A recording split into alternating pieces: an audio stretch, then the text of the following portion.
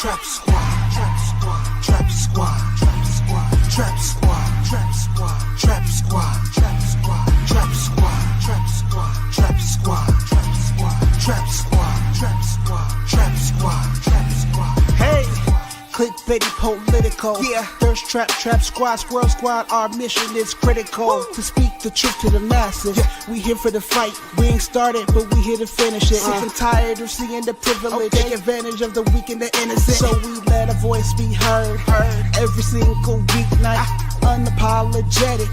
Black people, despite this white supremacist system that we live through on a daily, we still throwing up those acorns cause we represent clickbaity. Yeah. Trap squad, trap squad, trap squad, let me hear ya. Trap squad, trap squad, throw those squirrels up if you with it. Trap squad, trap squad, yeah I see you, yeah I see you. Trap squad, trap squad, trap squad, trap squad, trap squad, trap squad, let me hear ya. Trap squad, trap squad, throw those squirrels up if you with it. Trap squad, yeah I see you, yeah I see you. Trap squad, trap squad, trap squad, trap squad, trap squad, trap squad.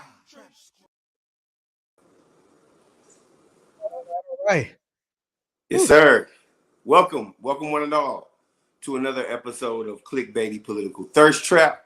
I am one of your three hosts, Marcus Farrell. You might get Hoodie Marcus tonight. It's been a long time, but there's some things have gone down that I need to address. You in the hoodie too? Yeah. So Hoodie Marcus, oh man, is in the building tonight. Man, very nice to see everyone. Ben Mondale Robinson, Mayor Mondale, Pastor Ben. It's nice to see everyone. I know Mondale will be back in here shortly. Ben, how you doing, man? Man, I'm doing good, man. We just had some good Bible study. Yeah, I saw you were live. I couldn't catch it. I love the juxtaposition, man. We had a good time talking about the tabernacle and talking about Israel in the Bible versus Israel over there with Benjamin Netanyahu. Okay, so let's like give me a little snippet. I don't even have to go full fledged, but give me a snippet because I'm gonna need some religion. Hey, look, listen. I know what it means when we throw our hoodie on. It's Hoodie Marcus time. I understand. So then let me front load it with this, and maybe that balances out the equation by the time you get done handling your business. You know, the space is yours to do that. But now, real quick, man. I just Pastor John Hagee put out this tweet earlier today that really kind of bugged me because it really shows. I mean, a couple things actually went down. You wouldn't happen to have your hoodie on for trick, would you? No, but that's another one. Yes, that's another one. I might go get my hoodie and join you on that one. Okay, so but let me try to stay safe first. Yeah. So since I just left Bible study 5 minutes ago, my members would be so disappointed to me. But I'm gonna be honest with you.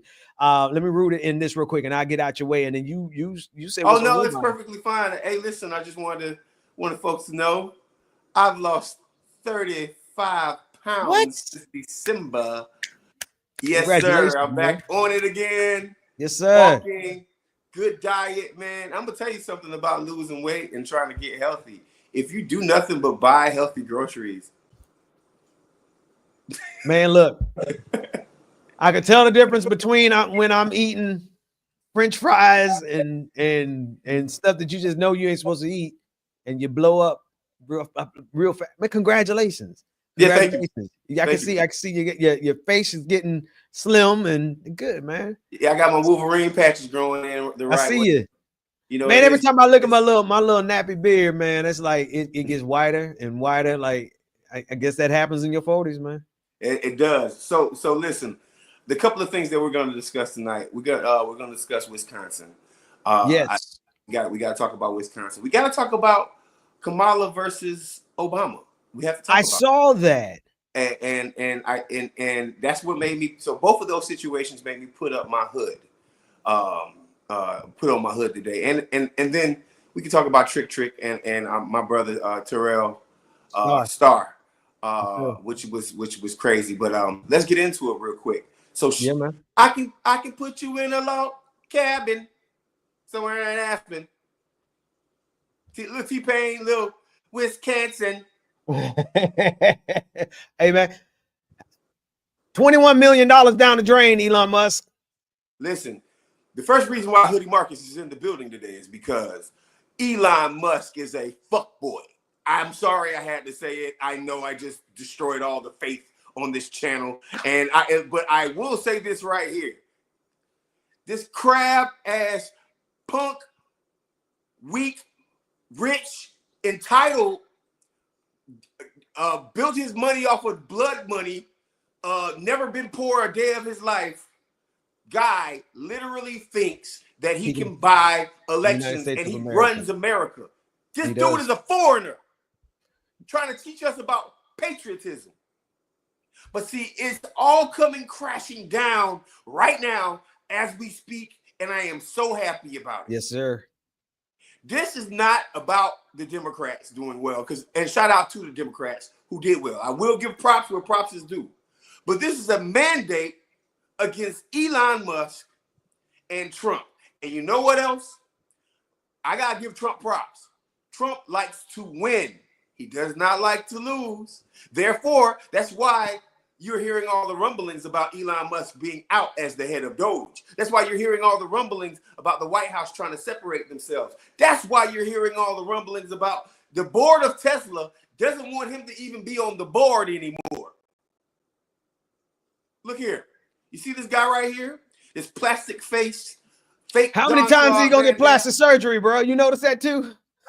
Bruh, this like he plays. I play video games, but you are a shame to gamers. But this was a Wisconsin mandate against not only the bad policies of the Trump administration, but directly against Elon Musk himself. Elon Musk. And I'm gonna give the consultant, and I need to find it. I need to give the consultant who put out this to Wisconsin voters. I gotta give this person props, whoever it is. Even if it's some of my enemies, you did a good job when you said this one right here. When they said Elon Musk is trying to buy the Supreme Court. Yeah. It was the most effective way to get. Here's the thing. Republican turnout was low. In Wisconsin. So I got the hoodie on today because I am so thrilled, and I want to troll Elon Musk just for 1 second because he deserves it.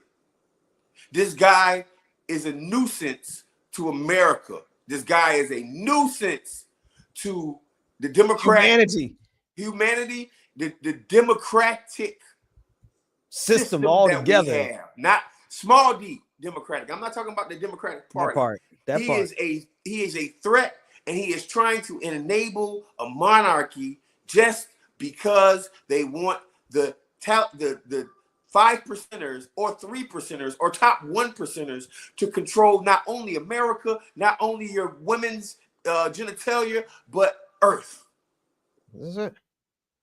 So when we talk about fighting back, I have a moment of pride right here.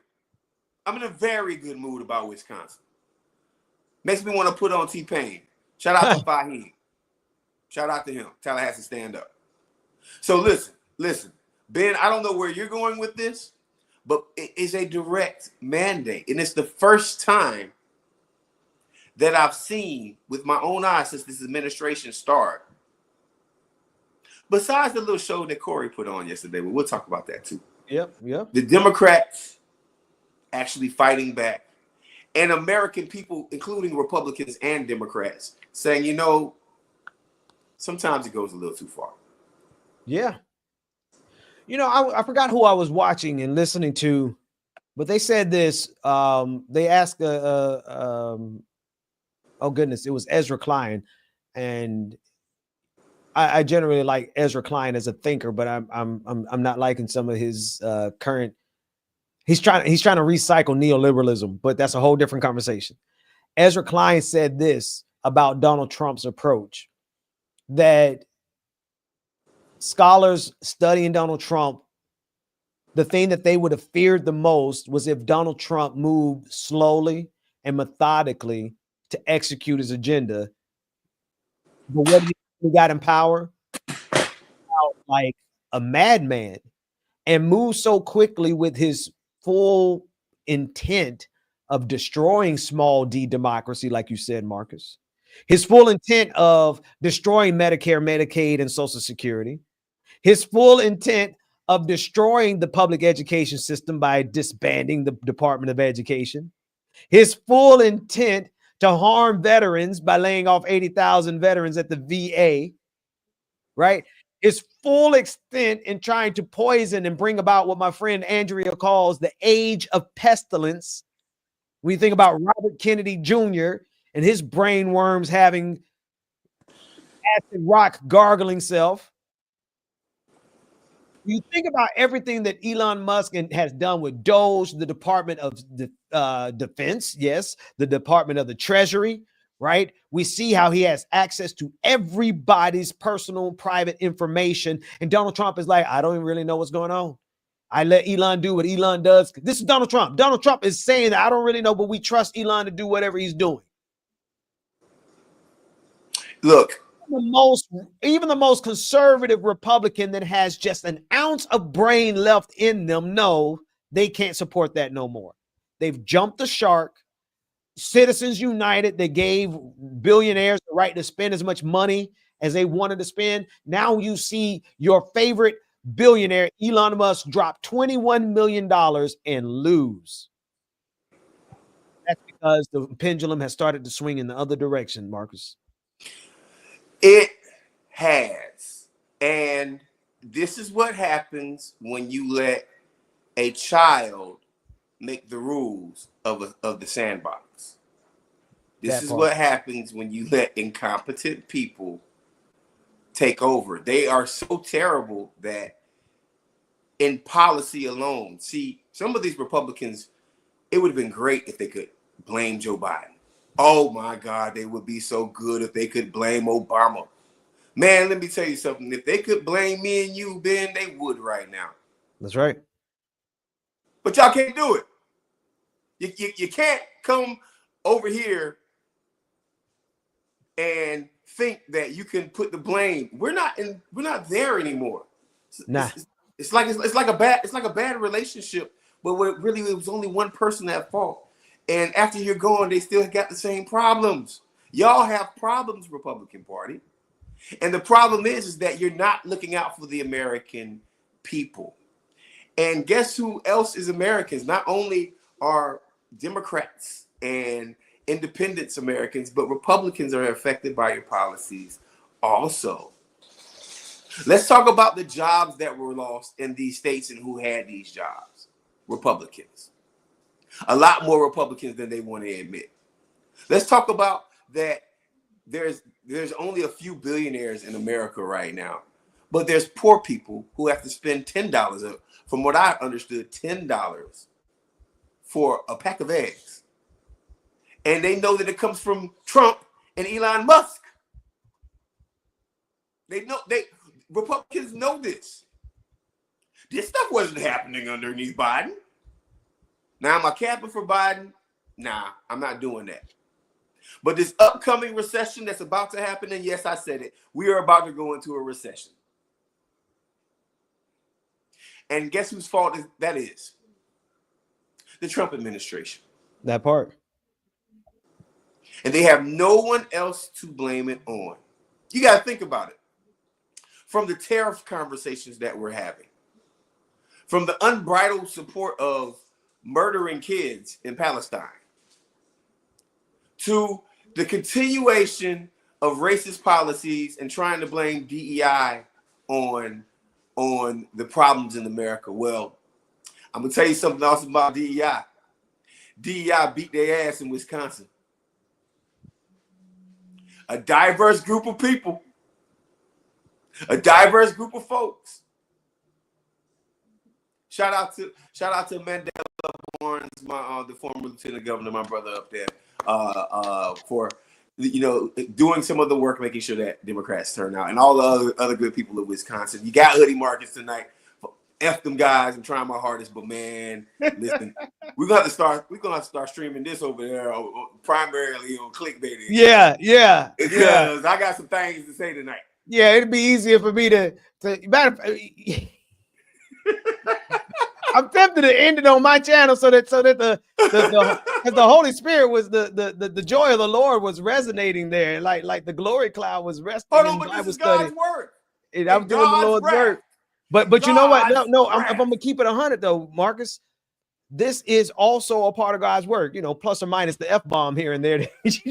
but no, seriously, if people can't see the sheer evil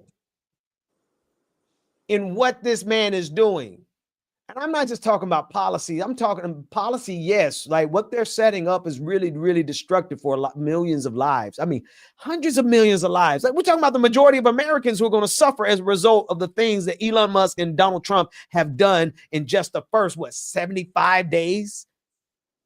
And it's so much so that now our sister over in Wisconsin has a mandate. Susan Crawford has a mandate. She has a real mandate. Let me just banner down so you can see the numbers. Look at the percentage. Not that floor, not race. It'll come around the bottom in a second. But she actually won by a compelling number in Wisconsin in an off year.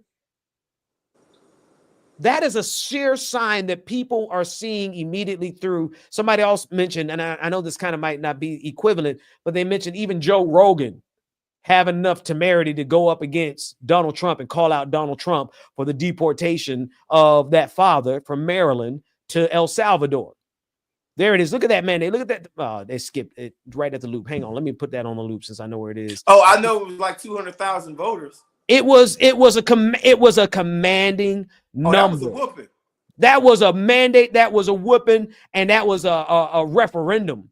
A referendum on Donald Trump and Elon Musk. What did the boxer say in Harlem Nights? Don't take this ass personally. Don't make me do it. You about to make me. I love that movie. I'm ready. I'm gonna whip that. No, man, come on, man, stop. We can't. That's my favorite movie. That's the only reason I know that part. Stop. Watch out, quick, messing with the heavyweight. The champ. Come on, lovelies. Come on. Come on, baby. Such a good movie.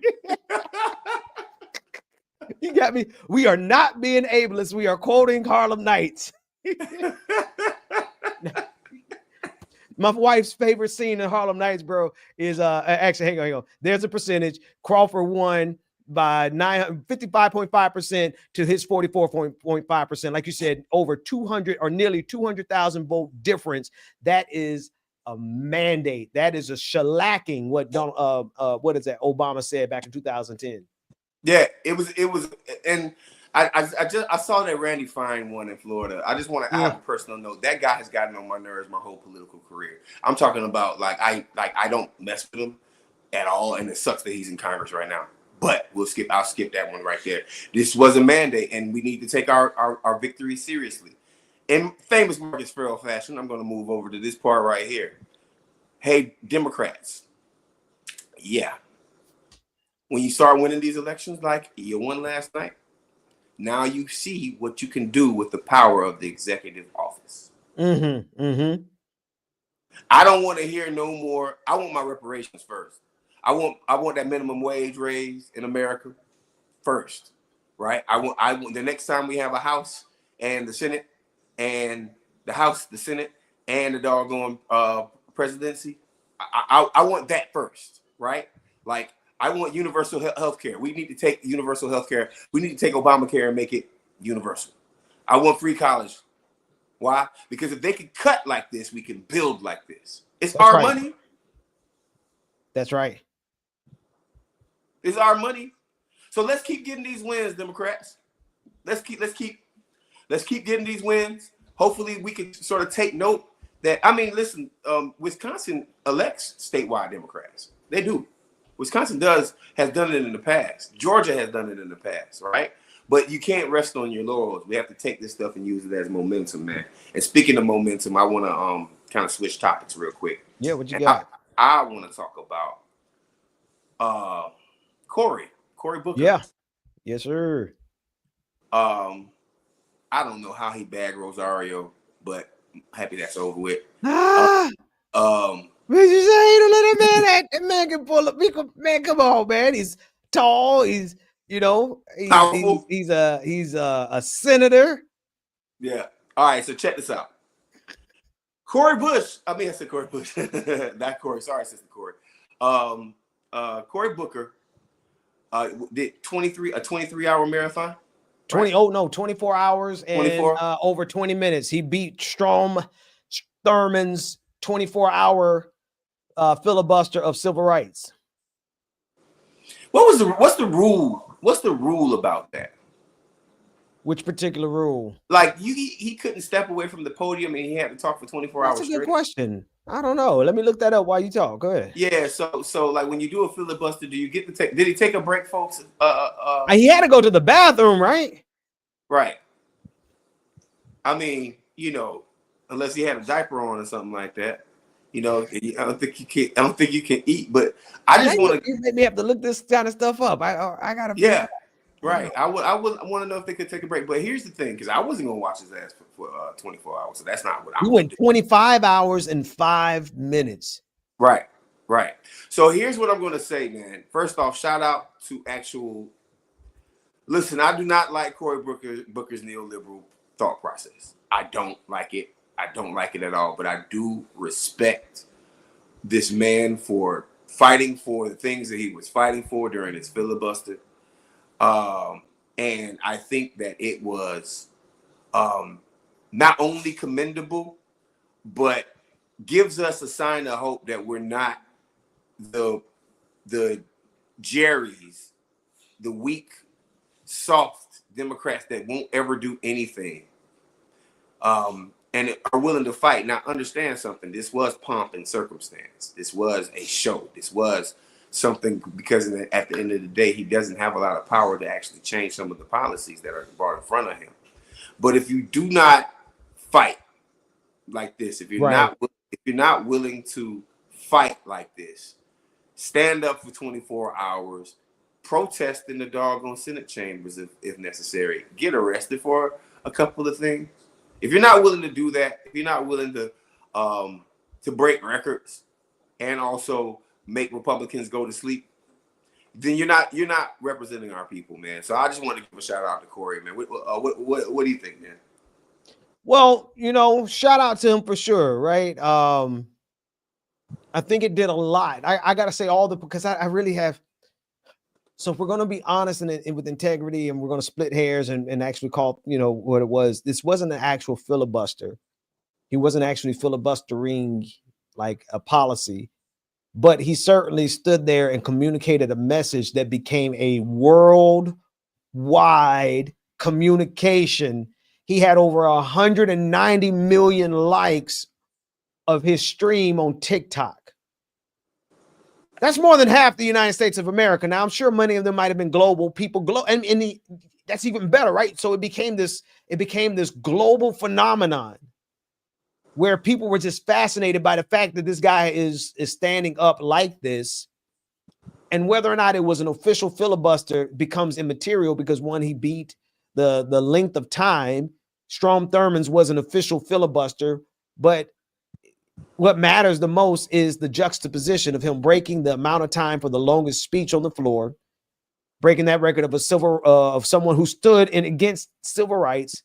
And then last but not least, the fact that the fact that so many millions of people around the globe, around the nation were celebrating. I mean, people were talking about this everywhere. And that matters right now. That matters for the exact reason that you've been outlining, Marcus. Like, people need to see Democrats do something, anything. And Cory said, I got it. I got you. I'm gonna set it off. Man, shout out to Black male leadership. Shout out to Black male leadership. I made a post earlier on Facebook and on Twitter that said basically, do you remember the Black men are the weakest link era? And I think that era went from around 2010 to maybe, I want to say it ended 2021, or somebody actually said it might have ended last year with last year's election, right? I think that the narrative surrounding black men and black men are the weakest link. I think that narrative is one of the reasons that we got Trump, and I think that black men are going to be a part of the folks that actually help us defeat Donald Trump, right? I think the pathway to victory goes through a lot of working class people, but a lot of men. And this is nothing against women at all. No woman is excluded from this, but I'm talking about the leadership from our communities, right? The leadership that's organic, that's expected from every other community, right? This black man took leadership on, and I wish he would do it on things like Medicare for all. I really wish his black behind would do it for reparations, right? Give me a 24-hour filibuster for reparations, right? Give me a 24-hour filibuster for police reform. Give me a 24-hour filibuster for, okay, that's a Duke of Bread. I did say this. It was pomp and circumstance, but guess what? We haven't even gotten that from Democrats. Think about it. Right. Think about it for a second.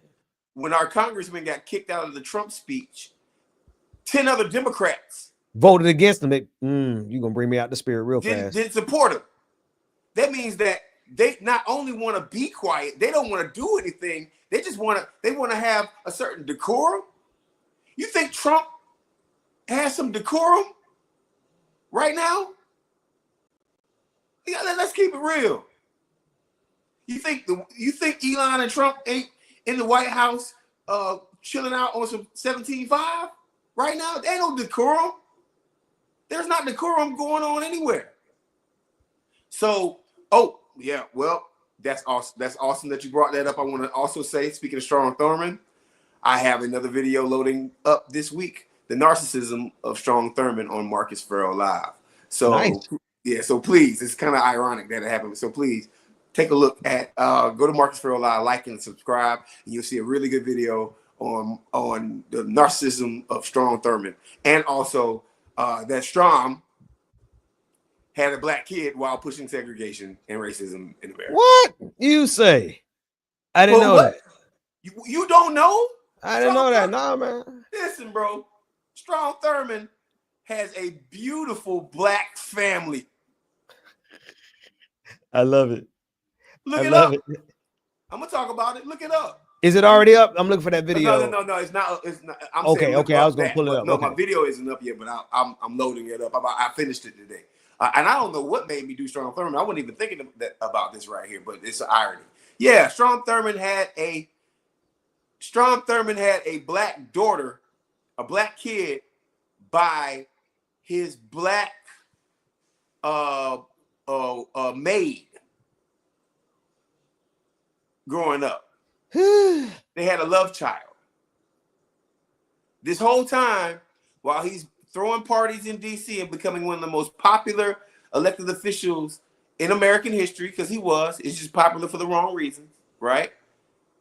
He was pushing, he was the loudest segregationist in the history of America. And he had a black kid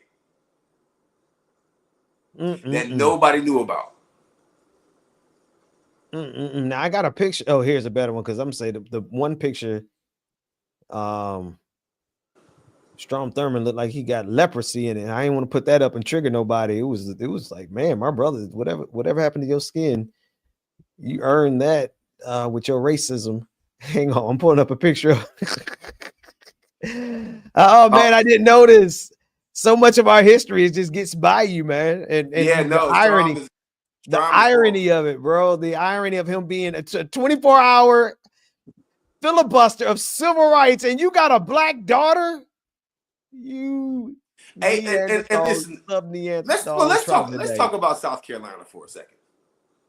Dear South Carolina, why do y'all always have to have the worst of the worst elected officials?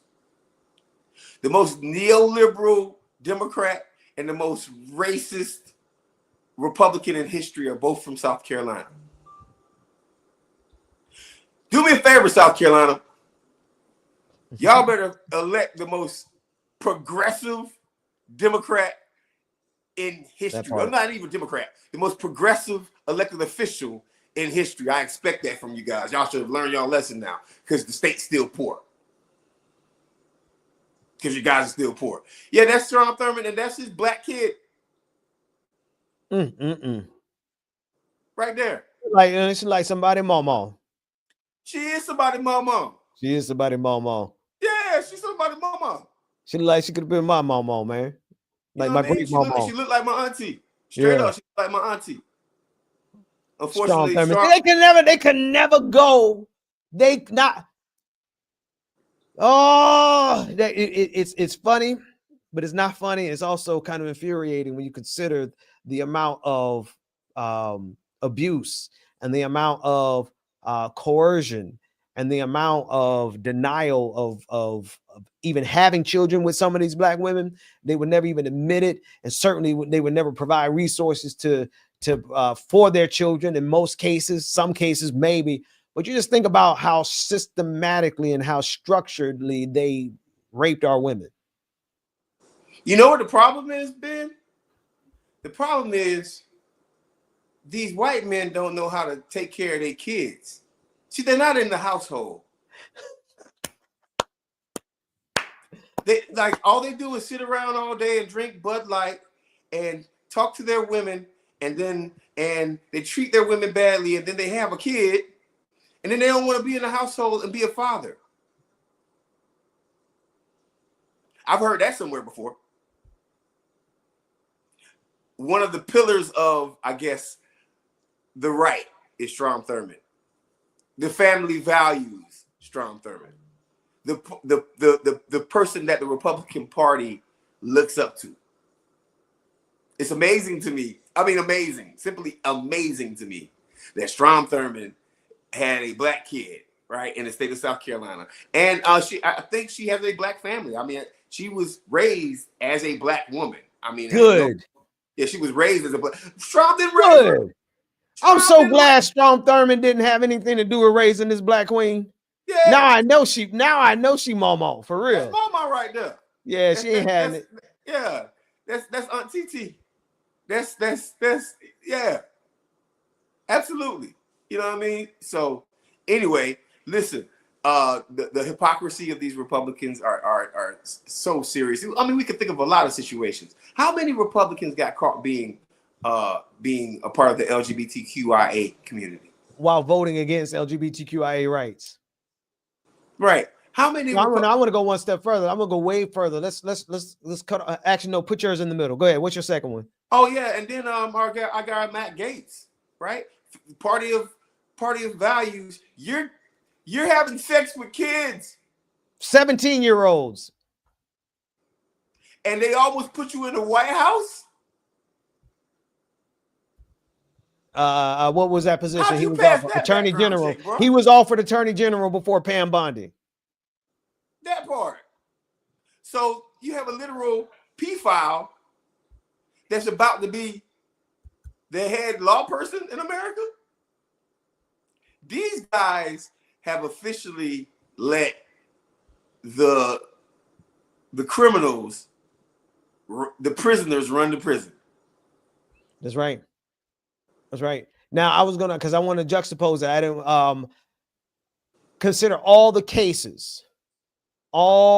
the cases of sexual assault by pastors and deacons and evangelicals and youth leaders and youth pastors and all the same people who have built their entire moral compass around condemning same-sex attraction, same-sex marriage, as well as condemning anything in the LGBTQIA community, as well as calling everybody else pedophiles when they are literally the ones assaulting the children in their churches. That's MAGA. That's MAGA. You know what's interesting, Ben? I think this is a good segue into Terrell. Flawless victory, brother. Flawless victory. I'm getting better at this. We've been doing this for 5 years now. Yeah, that was smooth, man. Shoot. But before we go into that, you are watching another episode of Clickbaity Political Thirst Trap. I am one of your two hosts, Marcus Farrell. Please like, subscribe, and if you want our content to get to other people, please like, subscribe, and share this on your Facebook page, your X page, your Twitter page. Stop and do that right now. Please stop right now and take this link. If you're watching it on YouTube, take this link. We need y'all to share this information. Also, do that part. Yeah, do that. And then also, if you're watching on the Ben Dixon channel, please go over to Marcus Farrell Live. Go over to Marcus Farrell Live and subscribe. I teach you how to run for office and have some pretty cool videos on some other things, like the narcissism of Napoleon Bonaparte. And this week I'm dropping the narcissism of you drop. Hey man, hey look, I see you, boy. I see what you're doing. I see you. May the odds never be in your favor, man. And this week I'm dropping the narcissism of Strom Thurmond. And then the week after that, or the week after that, I'll be dropping my favorite one, the neoliberalism of Jim Clyburn. Ooh. I'm taking my time on that one. I'm taking my time on that one right there. But please go over to the Marcus Farrell Live channel, like and subscribe my page. Ben. Look, man, we got to compare some notes, man. I'm getting ready to drop the Nazism of Kanye West. Hey, listen, I'm telling you. Remember, I asked you a couple weeks ago to give me a little something on that too, because you know he's going off the deep end. Hey, I got some programs I'm going to show you, man. Like if you go over and watch the narcissism of Napoleon Bonaparte, you're gonna be like, dang, that's pretty. I see your featured image too. Hold on. Let me see what you work with over here, boy. Oh yeah, go to the channel real quick before we move in. Oh man. Yeah, We can, yeah.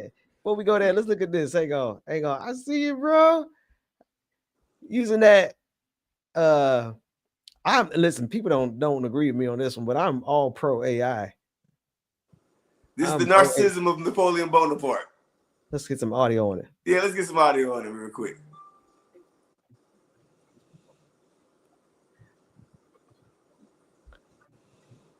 I can't hear it. You can't hear it? Oh, here it is. Trait, grandiosity. This move shows his overwhelming need to place himself above traditional authority, showcasing his self-importance. 2. The Battle of Austerlitz, 1805. This guy thought he was so clever. He's like, I'm going to pretend to retreat and lure them in. It's a classic trap, but honestly, it's like a cat playing with its food. I got you.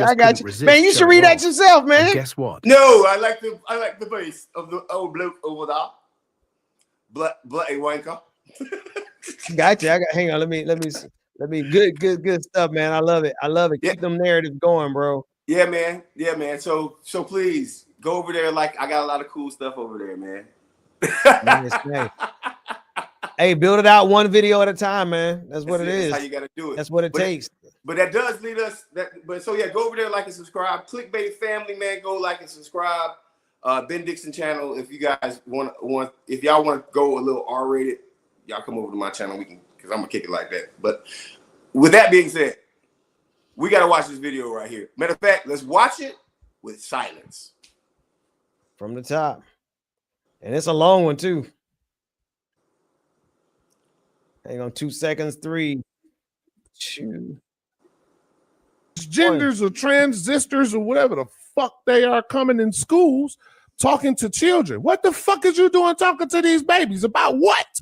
What the fuck? How the fuck did we get here? At this point, trigger warning, because there's a whole lot of race of profanity and a whole lot of transphobia. I'm gonna run it back. He asked you a question about something else. You ain't got to come. Let me run it back to the top. Here we go. We got men beating the artists produced by the name of TikTok.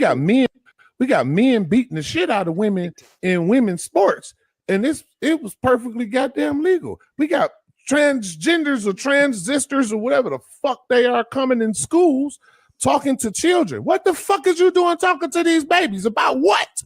What the fuck? How the fuck did we get here? At this point, America, we got a goddamn problem. I'm a little bit thrown back by all the extreme transphobia that I just heard. I don't give a fuck about all that, cuz he asked you a question about something else. You ain't got to come back and what the fuck I just said. Well, I find it pretty interesting that You talk about. You just got asked a question and you still talking to me, bro. I answer my question to him. You just asked. Talk to Charlie, bro. I get a right to respond to you. That I'm just. You don't got. I ain't asked you a motherfucking thing. You ain't got to respond shit to me. Talk to Charlie. Well, that's fine. He asked you a question. I ain't asked you shit, bro. Secondly, you voted for. See, still fucking talking. Did I ask this nigga anything, bro? I'm not here to talk to him, bro. I'm here to talk to you.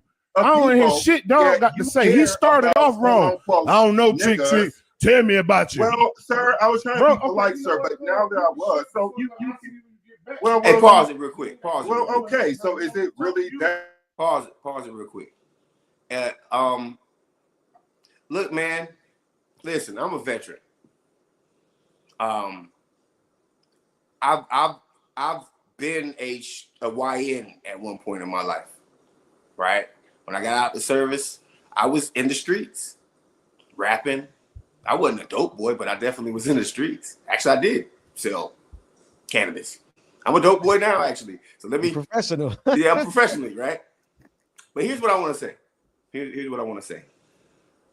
The whole YN culture that this guy represents, the whole gangster culture, the whole check-in culture.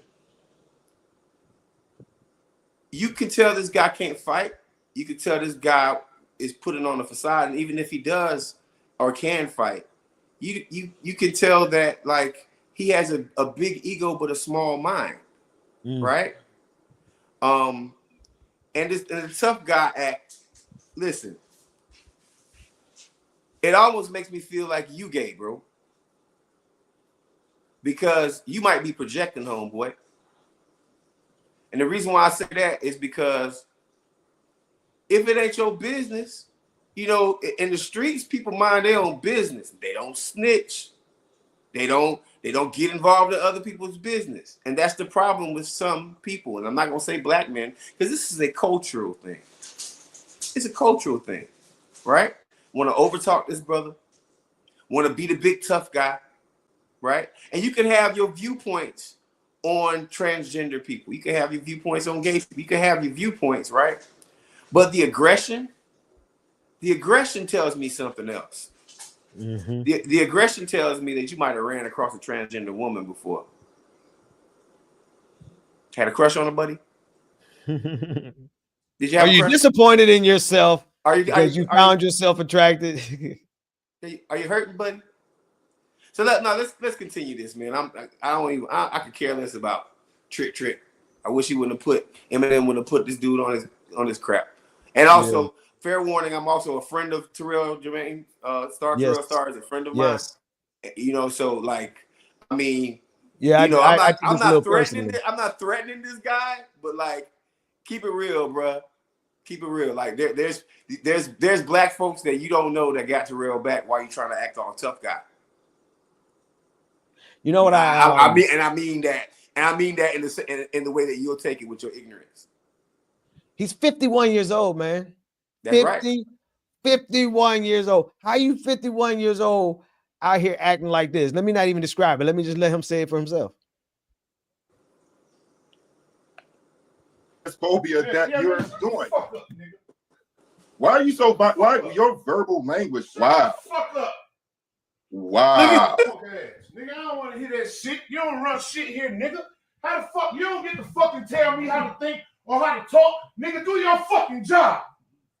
You don't got a bitch ass man to say. You can shut the fuck up, nigga, and keep talking to this man.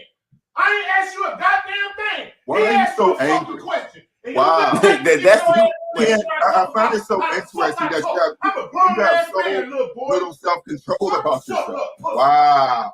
Yeah, wow. Wow. This is just so interesting. You're just wow. You lack so much emotional self-control. You don't tell no motherfucking body how to think.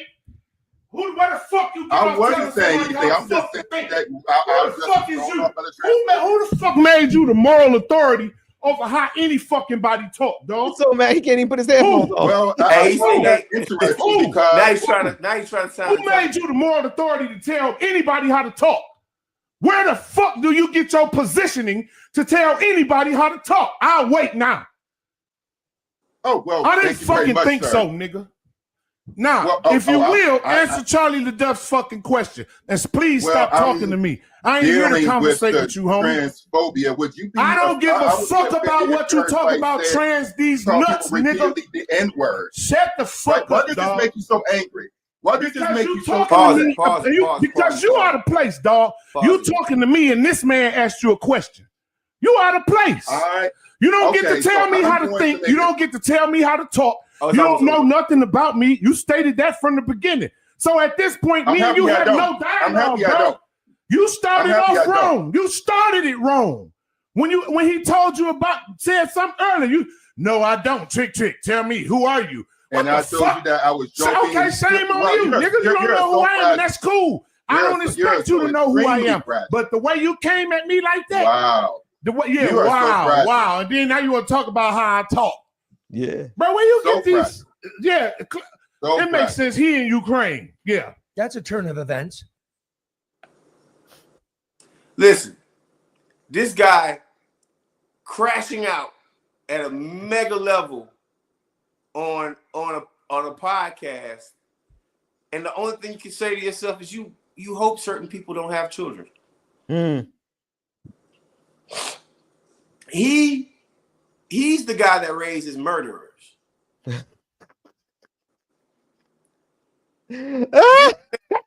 Listen,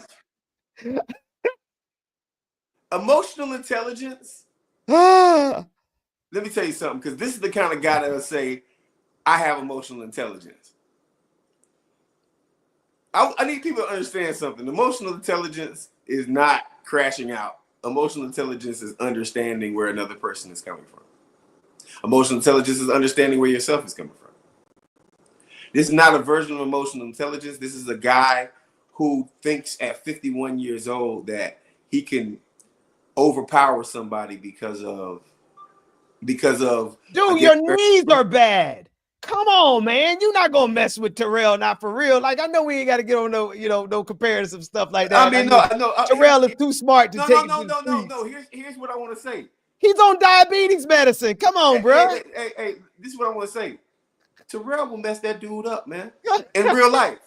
In real life. Terrell Right? does and be just yoga, nice, hanging and upside sweet. down, works out every day. Boxes, Man. Terrell would look at my man. My man is on Ozempic. Come on, but man. You know what? Good for the show for having him crash out. I wonder how many people, even if you agree with what he's saying, I wonder how many people think that's the cool way to act. I mean, hell, me and Mondale done went at it on Clickbaity Political here on this channel. I don't know if y'all ever went that deep though. But never went that deep. I ain't gonna Y'all get never up. irrational like that. I ain't gonna get up. So it's to me, it's just very.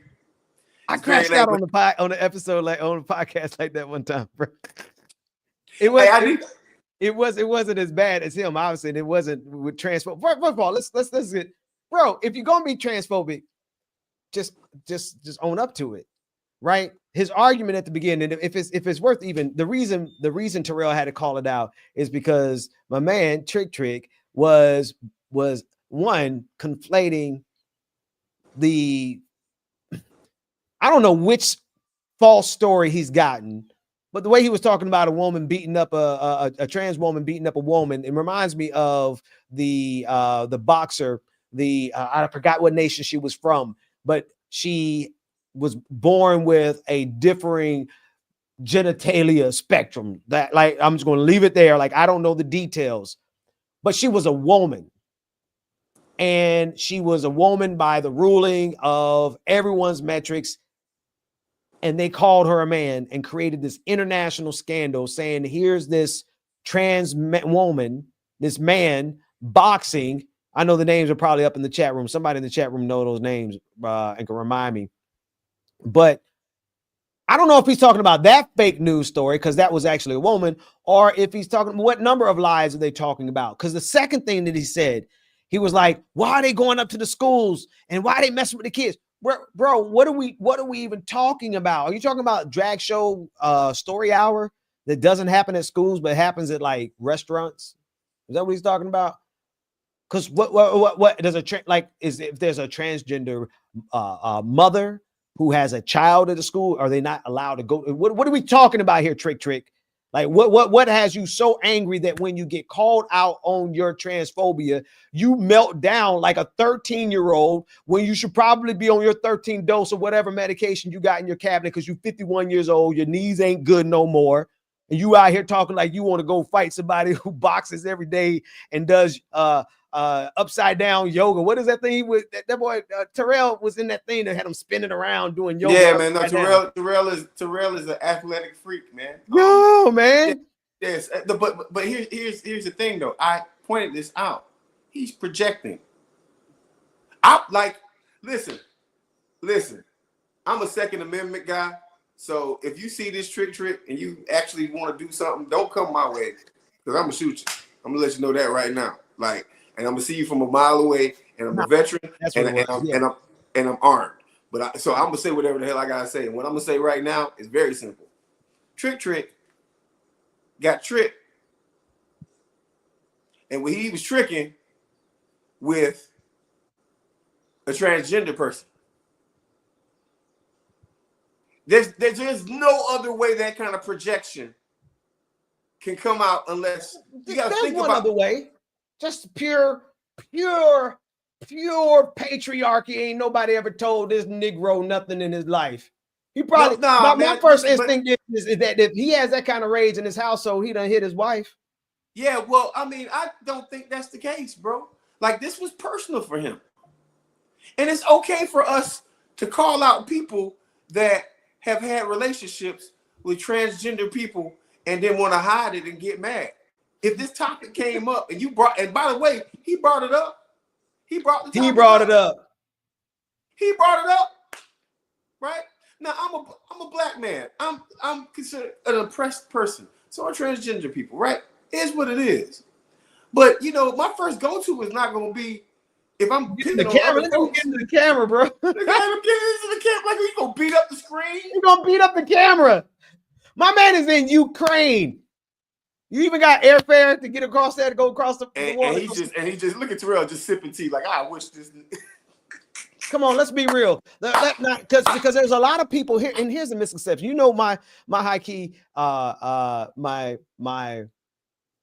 guilty pleasure, because I just love seeing justice dished out in real time. My guilty pleasure is watching fight videos where the gay brother knocks the taste out of the mouth of the straight guy who took for granted, who thought, and Terrell's made it's clear about his sexuality. He's not gay. He makes it clear that he's queer, right? But I'm just talking about videos I like to see. I like to see when dudes underestimate gay men and they get their face split real fast in a hurry in the gas station. And a brother, I don't know, however they identify, I want to say cis, because they be out there just laying hands because they underestimated the queer or the gay individual. Trick. Now I'm gonna talk to you like just like you 51 years old, man. We too old to be out here doing this kind of stuff, talking like this, and to even kind of conjure this imagination up in people. You talking like you want to fight. Okay.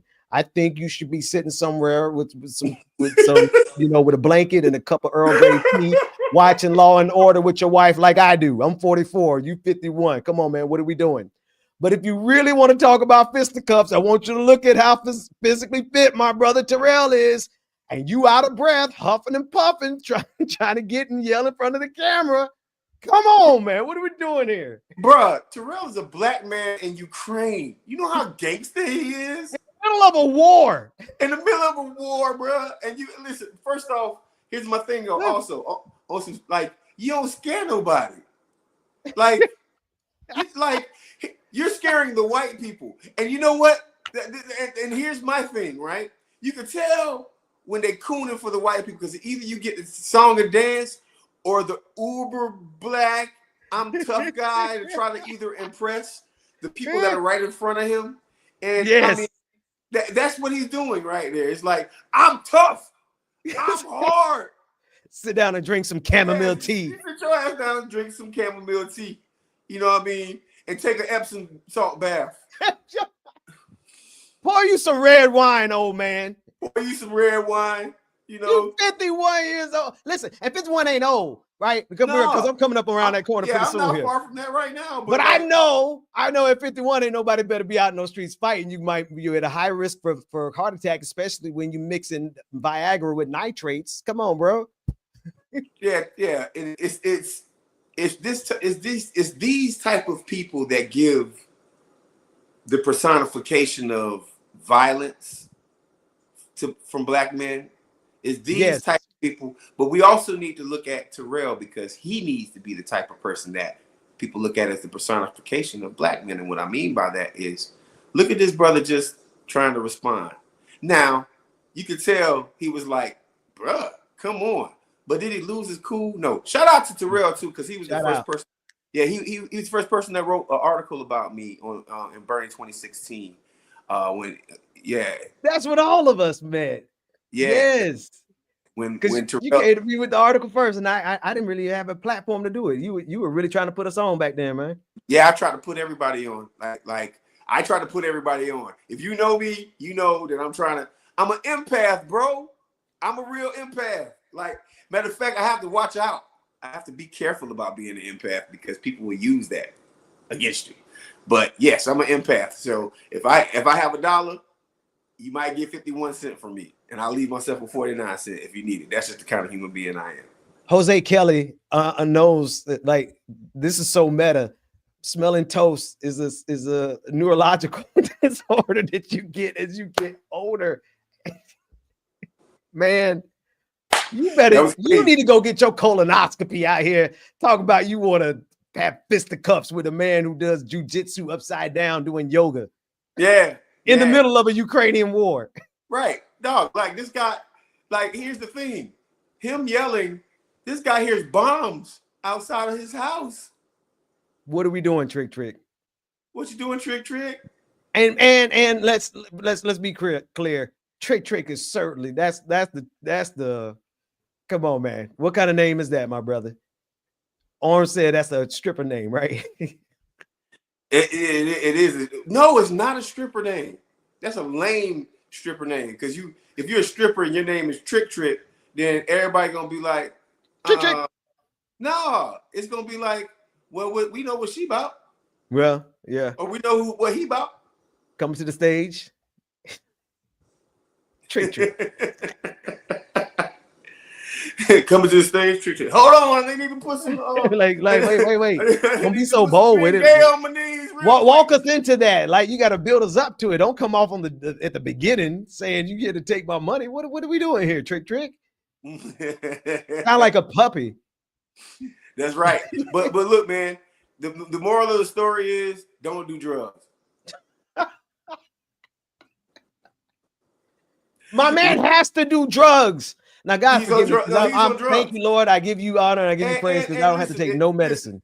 And if you choose to date a transgender person or you decide to meet a sex worker like this guy obviously did, and that sex worker happened to be transgender, right? Just own up to it. Or hide your stuff really well. His name is Trick. He got upset. He brought up his first complaint was transgender people. This is projection, my brother. I'm just gonna say this. I can read someone projecting when I see it from a mile away. Kind of like Busta Rhymes and Puffy. The tough guy act. Hey, listen, Wendy Williams said it years ago. You remember this? Wendy Williams said it. She was like, "There's a bunch of homo thugs in hip hop." Trick. I'm sorry, and I apologize. I do not mean offense, but that is the term that she used for gay rappers, right? And if you notice these guys, right, they come off tough. By the way, just follow me for a second. Follow this theory. I want to follow this theory about hip hop in general. Think about it for a second. Whenever you have a group of men, black men, I've never met a group of 200 black men, and not one of these black men are not gay. I've never done that. Like, I can't go, especially in Atlanta, right? Think about how many black males, think about how many men have rap songs. You mean to tell me that each and every single one of these guys are heterosexual? He comes off like Busta Rhymes. We're starting to hear things about Busta. I'm not trying to put no gossip out there, but we are. He comes off like Puffy. Y'all already know what come.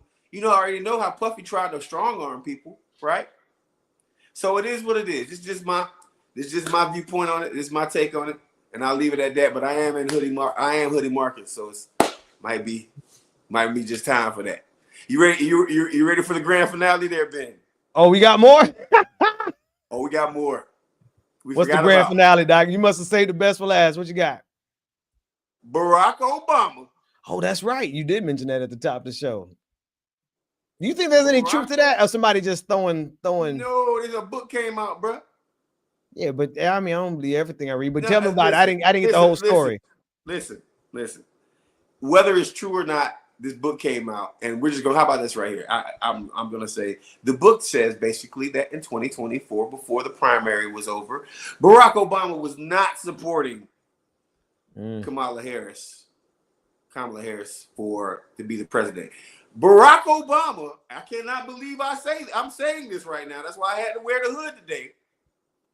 Barack Obama wanted a primary. That's in those 90 days. Mr. Neoliberal himself actually wanted a Democratic primary.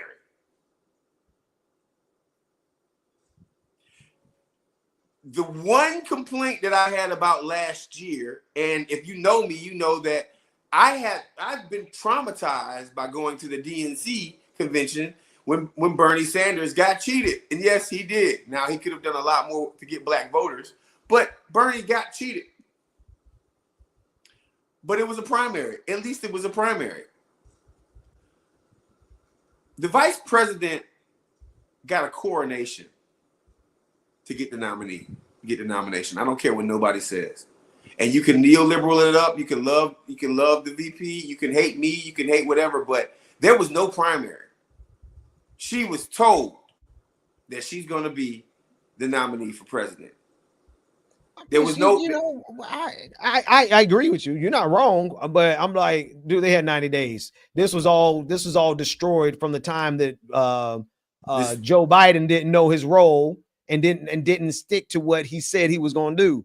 Joe Biden should have got out of the way and let there been a actual primary. But by him eating up all that time, ended up leaving everybody, not just Kamala, but just everybody with less than 90 days.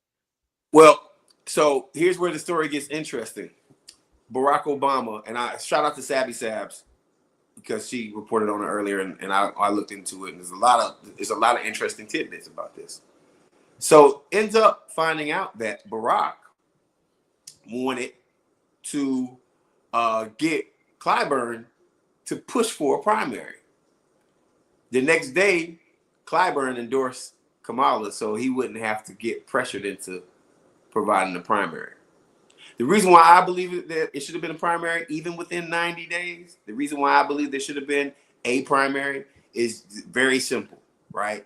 People get to platform the best ideas to turn whoever wins the primary ends up becoming a stronger candidate because they have to take on some of the issues that the other people had because they're going to get publicly pressured. 50 states, 90 days. Hey man, a DNC convention.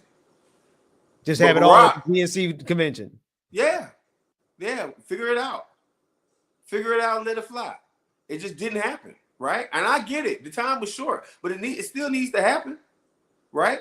There should have been a few more options than just saying, you know what, this is our new person. Now, if the vice president would have won that primary, right, and would have accepted the nomination with there being some competition, I wouldn't have had no problem with that if it was a fair process. But here's what I'm saying to you, Ben. There's karma in all of this stuff, man. There's karma in all of it. When you want to rig things don't typically work out for you. When you want to go the shady way and just say, this is what we're going to do, American people, you don't decide, because I want you to understand this. Not one Democrat voted. Not one Democrat. I understand the vice president. Not one Democrat had a vote for our nominee. Let's play that out, Marcus, because I mean, because I'm gonna be honest with you. I'm gonna be honest with you. If it was humanly possible to have the primaries all convened at the DNC, let's just say that was logistically possible, which I would say how, but you know, somebody out there could have pulled it together. Let's say somebody out there could have pulled it together. I would be even more upset with the Democratic Party for sandbagging Kamala Harris had she not won that because of her role as vice president and watching. See, here's a problem I have. Like when I hear the story about Barack Obama, I also have a problem with the way that Joe Biden sandbagged her as well.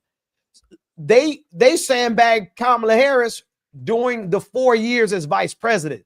They had her out there running goose chases, making this. And when I say they, I'm talking about Joe Biden's team had her out there at the most ridiculous events that really had showed no meaning, that undermine her with the news cycle. Like they had really good ways of making her look crazy during her 4 years. And let's make sure everybody's clear. She didn't pick her agenda for those 4 years. Those were picks by Joe Biden. Absolutely. And also, let's add on one more thing. Joe Biden did not want the vice president to leave from his policies and his standpoints. She had to run on what Joe Biden did. Instead of even giving her the space to actually create be her own candidate. So look, these are things that I agree with. I agree with everything you said. Also, there should have been other people who want to put their hat in for president at the DNC convention and at least have the representatives of the Democratic Party all meet up where? At the DNC convention. And if Pete Buttigieg, if Bernie Sanders, if so many other people say, well, I want to be the president, then guess what? The process of nomination happens at the convention. That's where it happens. That's where it happens. This was an undemocratic decision, bro. And we have to listen, this is not anti VP Harris. No. But to me, I feel like there's what is the edification in that point though? The edification. Your edification was that karma. Yeah, it's karma. It's karma. It makes people not excited about things. And also, more importantly, it does not push a candidate to a certain place where the American people want to be. Listen, if you have a candidate that is saying, hey, you know what? I want Medicare for all. And in order to get their supporters behind you in a general election, you have to give some of the things that we obviously didn't talk about. Hey, Bernie Sanders might have said, hey, I just want you to say the word poverty. You know what? That's a good idea. It becomes more than one person pushing a narrative and one idea of a continuation of a Biden administration, which is exactly what Vice President Harris presented us. And people wanted change, man. I'm not even saying that the vice president did not have to win this election. What I am saying is was a bad candidate for the primary. What I'm saying is it is karma when democracy doesn't happen in the Democratic Party. But I can't. So here's where I differ with you in the context of this story breaking with Barack Obama, which fits his MO. Well, Barack. Now I didn't say this part. Barack thought that she couldn't win, and at the end of the day, he was right. Whoa! We're gonna have to hold the mother effing phone because let's keep it. Hang on. Let's keep it real. Let's keep it real. What is a presidential victory a function of? It is never purely the function of the candidate. However, if you take the candidate Kamala, whatever her wonderful middle name is, Harris, and you juxtapose what Republicans were running, and not just Trump bad, but performance-wise, the debate, the way Kamala Harris completely and utterly destroyed him so unquestionably that he refused to do a second debate, right? So Kamala, in terms of her and her role, she did her part. And I don't even care to defend her except for this point. You can see the sandbagging that was going on against Kamala Harris through the whole campaign, from Biden. Now we're finding out Barack Obama. Like, bro, whatever your lack of confidence is in the candidate, two things. One, we're trying to win. What are you doing conversing and gossiping and in earshot of people who can write about it later? It's definitely some bitch made. I'm sorry. It's definitely Come on, right? No, we in battle formation, and we in battle formation, and he out here gossiping about Kamala Harris. Oh, hold on, but here's what I want to say to you. You say the sandbagging, right?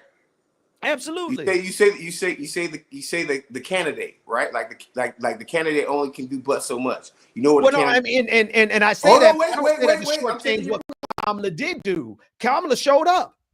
Oh yeah, hold on. But what I'm gonna say to you, my pushback is, if Kamala had said, you know what, this is her decision to make. Her decision to make. This is strictly her decision that she could have made that she did not make. I'm running as a progressive. I'm running to raise the minimum wage to $20 an hour because the average American family needs it. I'm running to have a job. Wait a minute, Ben. Follow what I'm saying to you. I didn't say that yet.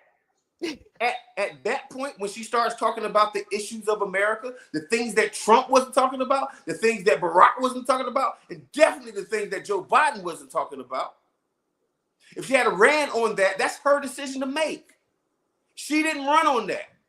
She did not run on that. And what I'm saying to you is, if there had been any version of a primary, it would have been forced upon her to say some other issues besides the stock media pushed, average, atypical Democratic talking point that they do over and over and over again. Marcus, but you cannot truncate the fact that the entire party apparatus was sandbagged by the leader himself all the way to that first debate where he came across as if somebody needs to get him to a nursing home. And this was all left the entirety of the entire nation with 90 days to run an entire campaign. Okay, no, listen, no, I'm gonna disagree because that puts nobody else in any other structure, any other party, any other year, any other campaign would have ever been put in that kind of situation with the dishonesty of Joe Biden refusing to step down, the arrogance of Joe Biden pretending that he was fit to still run, and then not do it soon enough for the primary process to take place. You can't lay that primary process at the feet of Kamala. You can lay it at the feet of the party. Sure. I am not purely blaming I blame the party in general. But on the same token, it is her decision. If she wants to not say her own, that's her decision. To that point, what it's so wait a minute. Hold on. The lobby against progressivism is almost, but almost as powerful as the lobby in favor of Netanyahu and the far right wing of AIPAC. Yeah, and you're right. Come on, let's keep it real. Like she could have, and fine. I'm not going to disagree with you on the point of her prerogative. I'm not going to disagree with you on the point of her prerogative, but you're talking about prerogative in the midst of trying to win a 90-day campaign. That's how you win a campaign, Ben. Like your communication, you got 90 days, right? No matter what happens, all that Democratic money's gonna come in. That $2 billion still. No, that's not that part's not true. How many now in context? I might give you that point. Ben, I might give you that point only in context. Let me finish this out. My point real quick. Yes, she had 90 days. That's not a lot of time. Yes. But guess what? Every other candidate that's ran for president that was the Democratic nominee had 90 days. You know, it's never been said in a race between a Democrat and a Republican ever in the history of America, probably except FDR. What? Progressive talking points. she would have had the biggest platform to respond to Trump policies. We're talking about campaigning. If she had said, when I become president, I'm going to fight to make sure that we have a $20 an hour minimum wage, she would have had people, because she has the highest platform to do it.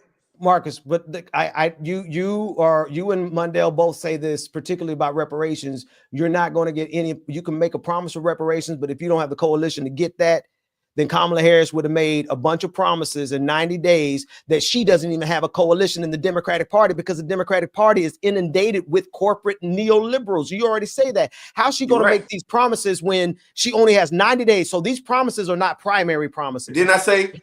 Wait, hang on. Let me express this whole point. When she started running in 2020, she was the first one that came out in support of Medicare for all. But you know what the primary process gave? That 2-year process that gave her time to move on away from it and get on over to the regular corporate talking points on healthcare. That's what she did. You're asking her to make promises of progressivism in a 90-day window where the entire country is going to remember, I got up because she promised $20 an hour. Now, what's she going to do when that gets filibustered, when that gets busted up, not just by Republicans, but by 10 Democrats who voted for the continuing resolution? Probably would have been some of the same 10 Democrats, not to mention Joe Manchin. Where's the coalition for any of the progressive policies that you say that she should have campaigned on? And keep in mind, she didn't have a year for people to forget that she said Medicare for all. She would only have 90 days where every word would become the mirror of her first 100 days. So my question to you is, where is the coalition that would help her make good on any of the promises that you're saying?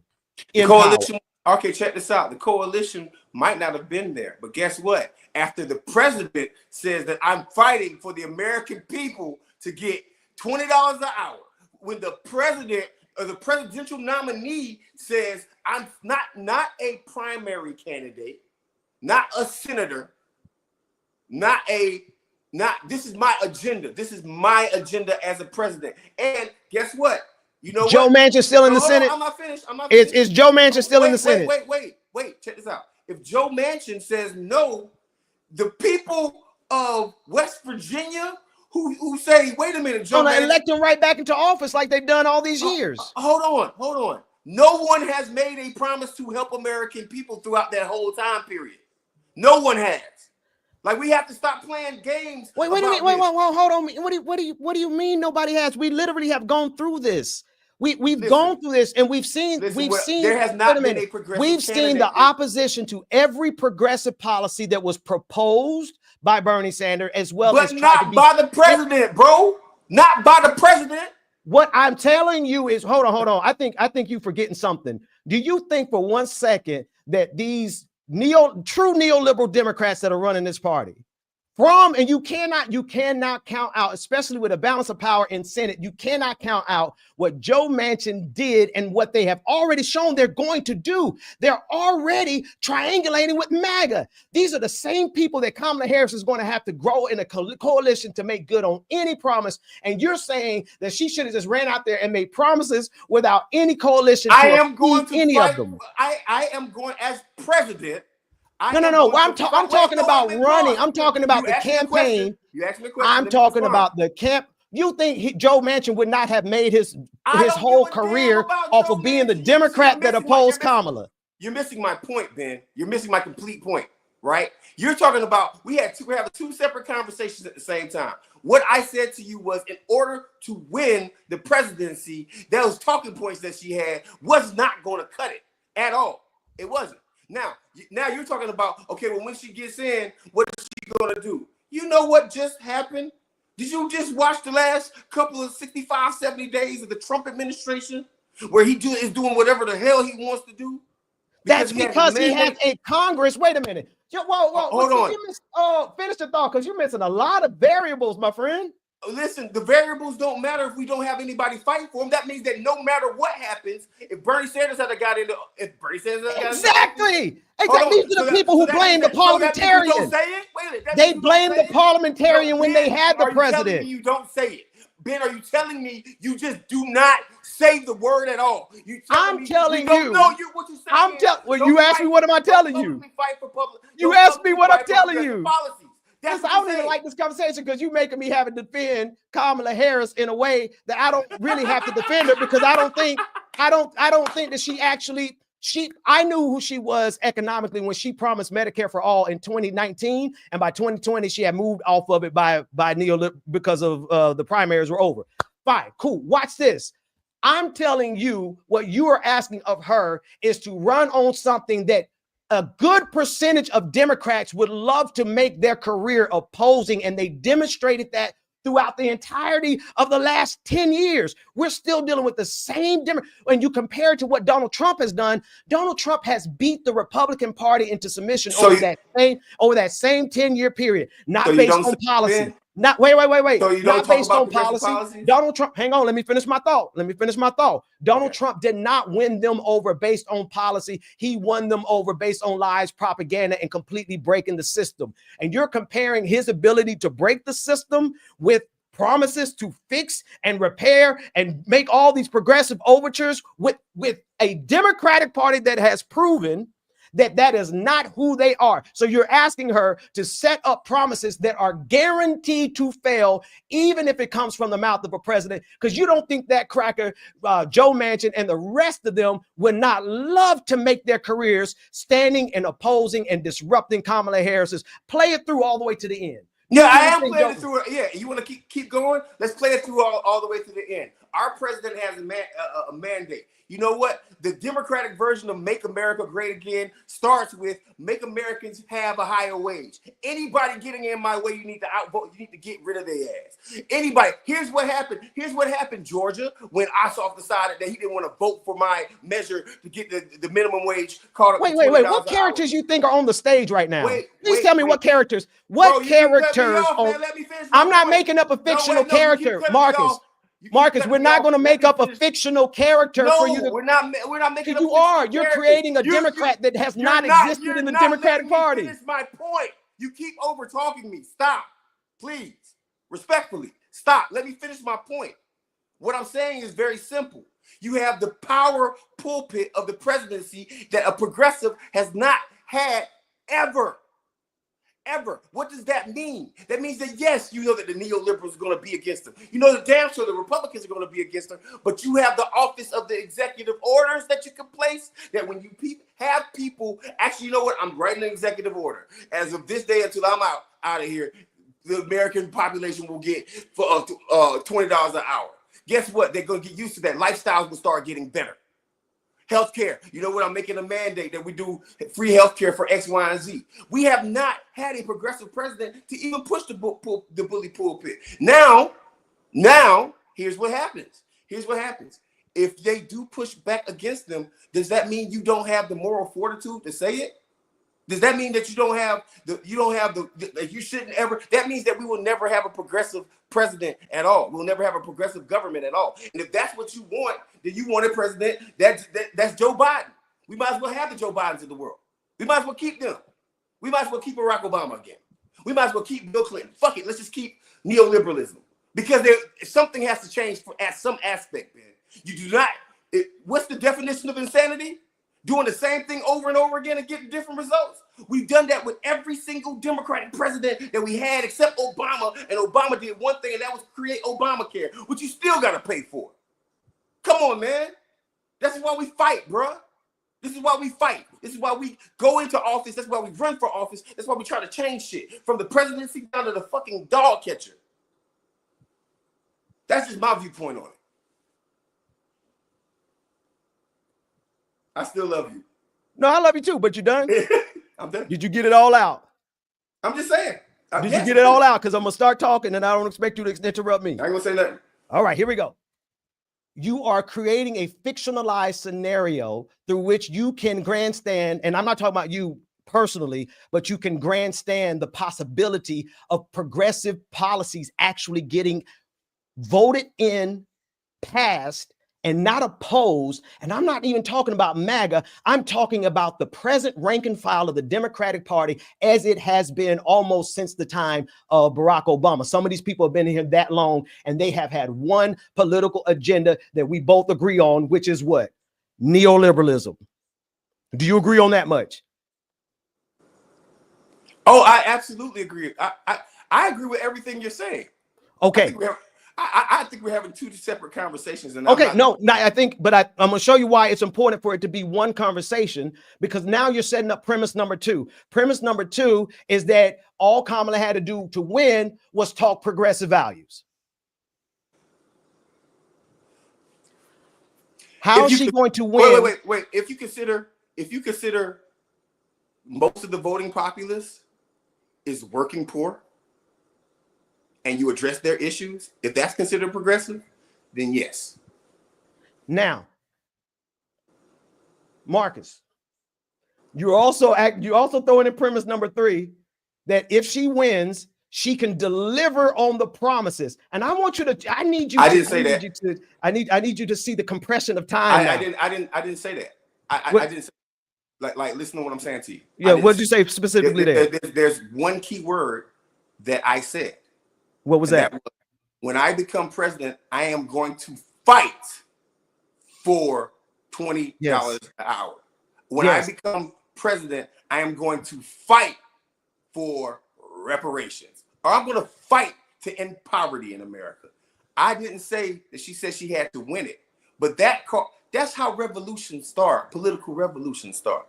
You have to have somebody who's willing to fight for it. You know how let me, because I want to bring it back, because I'm breaking yours up into a series of premises that you're forwarding to create your bigger picture.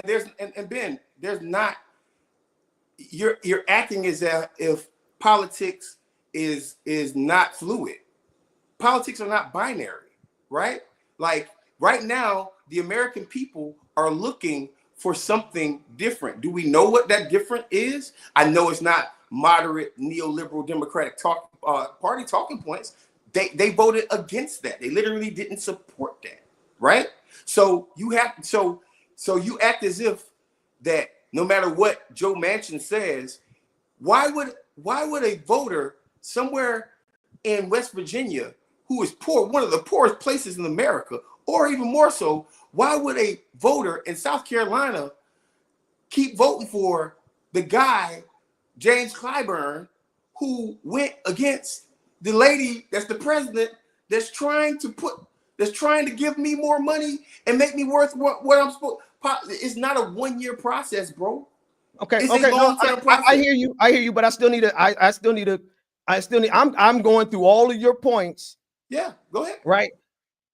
You're saying that with the actual lay of the political power in Washington, D.C., that Kamala should in 90 days make promises that in 90 days are going to be tested, evaluated, and if she fails on them, that everything was just that's going to work out real good. And I saw one comment that I will recognize. They said, and I don't know if I agree with this, they said, who cares if she wins? No, who cares if she's able to pass them as long as she won? And to me, that becomes even worse, because now you have the pendulum in the United States of America not only pissed off because Trump won, but now you give the narrative. If they can't deliver on this, you give this to, I'm not really sure y'all are thinking this one all the way through. And I'm not talking about the virtues of just fighting for it. You can fight for it. We should fight for it. But Marcus. Okay, so wait a minute. Stop. Hang on. Let me finish this.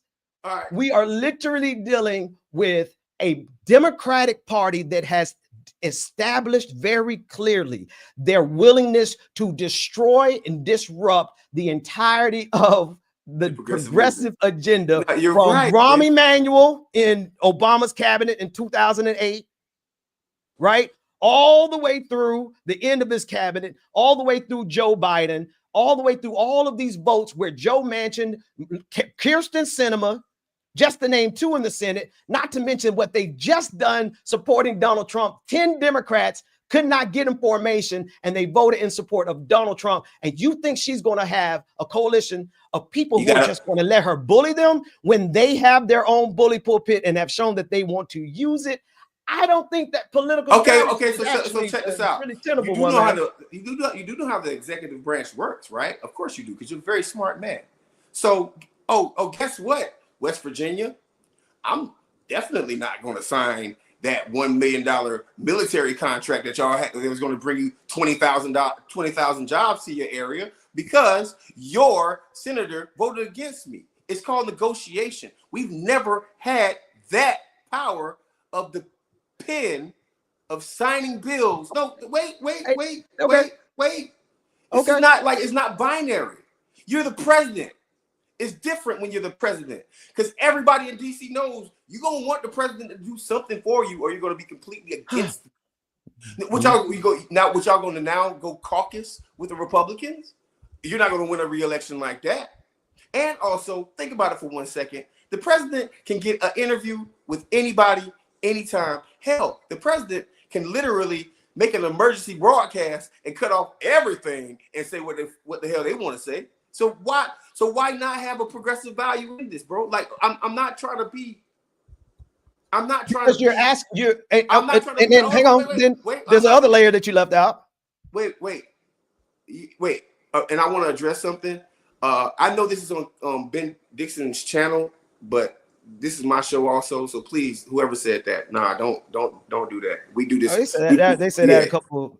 Yeah, we do this. Back. Yeah, we do this. Don't even sweat that. Yeah, I'm just saying though, I gotta address it because there's been quite a few times where people leave these comments as if like I can't have a different viewpoint. I'm not a binary person. I'm not a black and white person, and I'm not a Democratic sycophant. I support some Democrats. I don't support some Democrats. But being a Democrat doesn't make me. Being a person who wants freedom, healthcare, and a living wage, that makes me a decent person. Whoever's going to bring that, that's who I support. And reparations. Ben, I'm not trying to sell you no dream, man. All I'm saying is that the power of the... It feels like a pipe dream. I ain't gonna lie to you. No, well, then why have it? Well, then why would any progressive ever run? What? Because one... Because you asked is that a rhetorical or you want to answer that? There's an opposite side to what you're saying. What you're saying is the only way it will ever work is a neoliberal gets back in the office. Because it's either one or the other. That. Don't put that word in my mouth. That's what you're insinuating. That's what you're inferring through your particular lens. That's not what I said. I said no such thing of a case. What has been my number one mandate? What has been my number one thing that I've said on this show ad nauseum for the last 4 years? The power structure in the Democratic Party doesn't just rest in Joe Manchin's and all the politicians who like to stand up and get in their bully pulpit and oppose everything progressive. It's not just them. That's just one layer. You forget about the other main layer, the Democratic consulting class that controls the Democratic elections, especially at the president level. Now, you tell me which firm that she inherited from Joe Biden, which staffers that she inherited from Joe Biden that created her whole team, which of them are going to facilitate this progressive agenda when their dollars are telling them to not even mention it. Their donor dollars are telling them to not even mention it. Just tell me what percentage of her infrastructure could have carried out her vision. I don't know, because that doesn't matter. What does it not matter? What do you mean it doesn't matter? Because listen, if it's ineffective in the first place, right? They have been ineffective. They graduate. Come on, you know the Democratic consulting class, man. I know, bro. Yes, of course I do. They make hoodie Marcus black Marcus. Like I'm not. Of course I do. What I'm saying to you is, you have the bully pulpit of the presidency. Whoever works for We're talking about before she even gets there. We're talking about the campaign stage. Oh, no, yeah, no. Listen to what I'm saying to you. It's her decision to say, you know what, we're going a different direction, or I'm gonna lose this race. That was a Kamala Harris decision. That was a Vice President Harris decision. She barely got the first direction out because it was 90 days. I swear on everything. I swear on everything. The biggest problem with your theory is that you're not and even with the karma aspect of it, is that you're not taking in consideration the shit bag. The mechanism of it. Yeah. No. The bag. Wait. The hot potato that she was handed. Ben, let me help you out real quick. I worked on over 50 campaigns in my life. Right. Let me tell you something. Let me tell you something that I know about each and every single one of them. The candidate decides how the campaign is run, even in 90 days. Every other presidential election had 90 days from the primary. Every single campaign, every single Hillary Clinton did, Barack Obama did, They all had 90 days. Now, what she But also they had institutions Wait, I'm not built. finished yet. I'm not finished with my point. At the end of the Too many day, variables, man, because you're taking away too no, many it's variables. It's not a variable if you're the boss of your campaign. It's like She does not have offices That's set like up 90 days out in 2024. No, you got to concede this. Wait a minute. You got to concede this, Marcus, and I will yield the floor. I will yield the floor, but you got to concede this. You keep cutting me off every time I talk, man. I am, because you are forwarding something and you taking out a key variable. What offices did she have set up 90 days versus every other? You're saying every other presidential candidate had 90 days since the primaries. When did her platform come out? They also had a year and a half of office. They also had a year and a half. My brother, listen to this point, and you can have the floor. Listen to this point. Don't crash out like Trick. No, man, I'm not crashing. Come on, man. You keep interrupting. I am interrupting you because you can't blow past that point. I'm you not can't blowing insert past the point. I actually was making a point. Marcus, what I'm saying is you just inserted something that is extremely bad faith, and I can't let that one slide. So let me offer your alternative. Oh, okay, you know what? Let me prove you wrong real quick. I'm gonna prove you wrong, and this is straight hardcore evidence. She came out with a black agenda, right? She came out with what I'm gonna do for black people, right? That's a platform. Did Joe Biden have that? Did he have it? Yes or no? No, he did. Right? Okay, bet. He came out with an agenda for Latinx folks. Came out with an agenda for women. Came out with all these agendas, right? These were decisions that she made about what her platform was going to be. So if the platform, stop. If the platform had been, you know what? I want $20 an hour minimum wage. The structure of her campaign doesn't change. The talking points do. Hold on. I feel your energy, and I appreciate your energy. But you're moving the football. You're moving the football from what you just said. You're moving the football from what you said. You're discussing something that I'm not even rebutting to. How am I moving the football? If you will yield the floor for a second, I could break it down. No, man, because you keep interrupting me. How am I? I'm interrupting you because you're moving away from a critical point. You're moving away from a critical point that I'm not. No, I'm not moving away from a critical point. I said, well, if you yield the floor, I can show you what that point is. If you can yield the floor, I can show you what that point is. Okay, what's the point, Ben? Because you're not gonna let me make my point tonight. I'm giving you plenty of space, my brother. I've given you plenty of space. What's your point, Ben? I've given you plenty of space, man. Okay, you have. Okay, no, because what? Yes, let's be thorough in this. Now, if we're gonna be 100, let's be 100. You made a critical point. You can make a critical point that is factually not true. For you to compare every campaign that comes out of primary going into a general election only having 90 days, you truncate the very important reality of campaign offices that you know well. I'm not teaching you nothing. I'm just reminding you that you're forgetting that there were no offices set up in any state, in any district. She came out from scratch. Every campaign only has 90 days until the election, but they've already had a year and a half of office space and office staff and teams already being established. She had nothing. Okay. That's fundamentally different to stand up an entire check operation in 90 days. You ready for it? You ready for this? Go for it. Check this out. Let me prove why what you said doesn't matter. Because at the end of the day, as a campaign consultant, you know what one of the things I'm looking for? I'm looking to create a yard sign. Let's just say I create a yard sign. A yard sign, okay. Right? Check this out. What I put on that yard sign doesn't matter where the office is. Who's gonna put the yard sign in the yard? You're not hearing what Who's gonna put the yard? What team? What staff? You're not hearing what I'm saying to you. Listen, I'm talking about what she's talking about. Two things can happen at the same time. To boost the campaign up, you have to have an office. You have to have staff. You have to hire staff. But none of that shit matters when it comes down to what you are saying as the candidate. None of that matters. Marcus, so you can win an entire presidential campaign, and I'm taking what you're saying to the logical extreme. All right. I know you're not expressly saying this, but I'm taking what you said to the logical extreme, that it doesn't matter that she did not have any offices set up, any team, anyone to get the yard sign out, anyone to print up the material, nothing in place, having to set that up in 90 days, in addition to get a gauge on how the strategy is going so that she can make a measured decision from that perch, not down here with us where we can watch what's going on in the news, but from her insulated seat with all of the Democratic consultants of everybody surrounding her to take 90 days to stand up an entire operation, as well as get all the critical feedback necessary to make decisions like, yeah, I think we need to change directions in 90 days when she's barely got it. The polling that, I mean, in fairness, you get plenty of polling in 90 days. You can get plenty of polling in 90 days. No, so I'm gonna take everything else you said, none of that matters. 90 days was enough. Yeah, why? Because number one, the only thing they did was switch out Biden offices and turn them to Harris offices. Number two, and they did do that. They already had staff. Most of the staff from the Biden campaign switched right on over to the Harris campaign. And guess what? And guess what? And guess what? More importantly, the only thing that changed was the talking points and the yard signs. Now, let me. When you said the talking points didn't change. No, but I mean not talking points, the yard signs. You know what?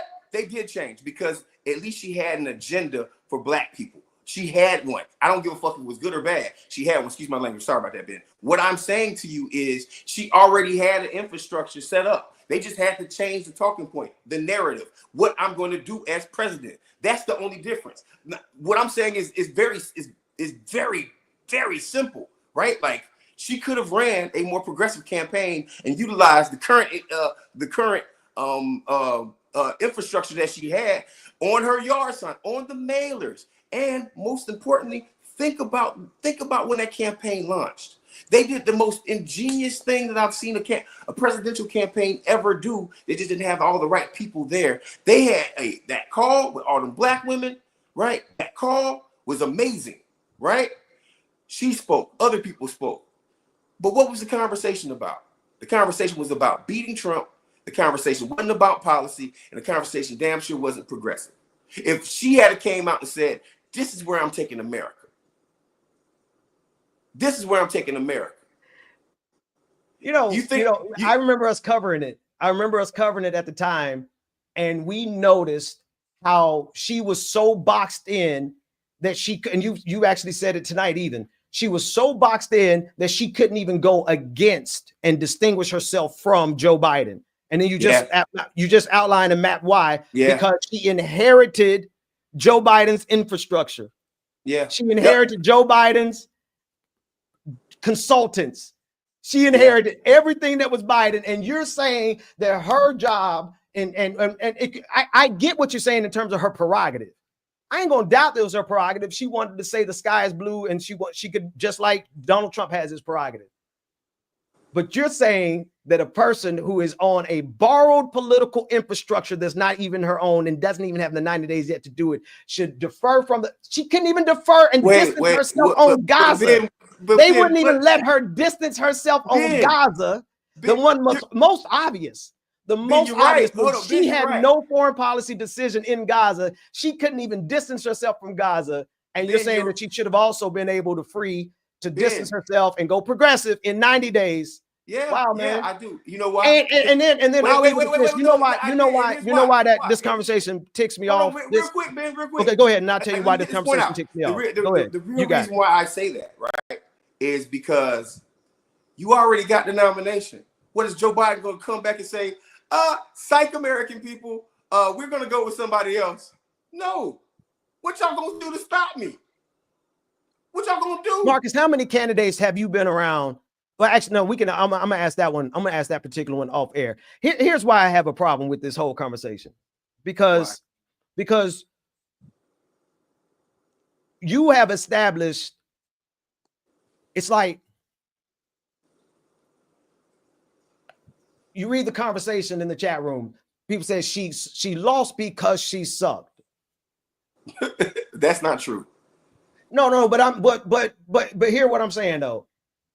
You're setting up a bar of expectation that I think Kamala was probably great enough to get it because I think she's a fighter. I think if Kamala had been freed to fight, and you have to ask yourself the question, why wasn't she? Well, let's pause and think about this. They wouldn't even let her do interviews because they didn't like the way she snapped at people when she got angry. Now, is that a function of her sucking, or is that a function of her not being able to go and do interviews, or is that a function of the barrier of entry that we put in front of every woman, but particularly Black women and Black men, But right now, in this case, it was a black woman. She had to jump over every hurdle beyond. And then now you're giving more to say that in 90 days that she should have had an autonomous enough campaign to break away from the Biden infrastructure that she inherited and turn that whole shit We're talking about direction, to a progressive direction without clarity on the coalition to bring it to pass.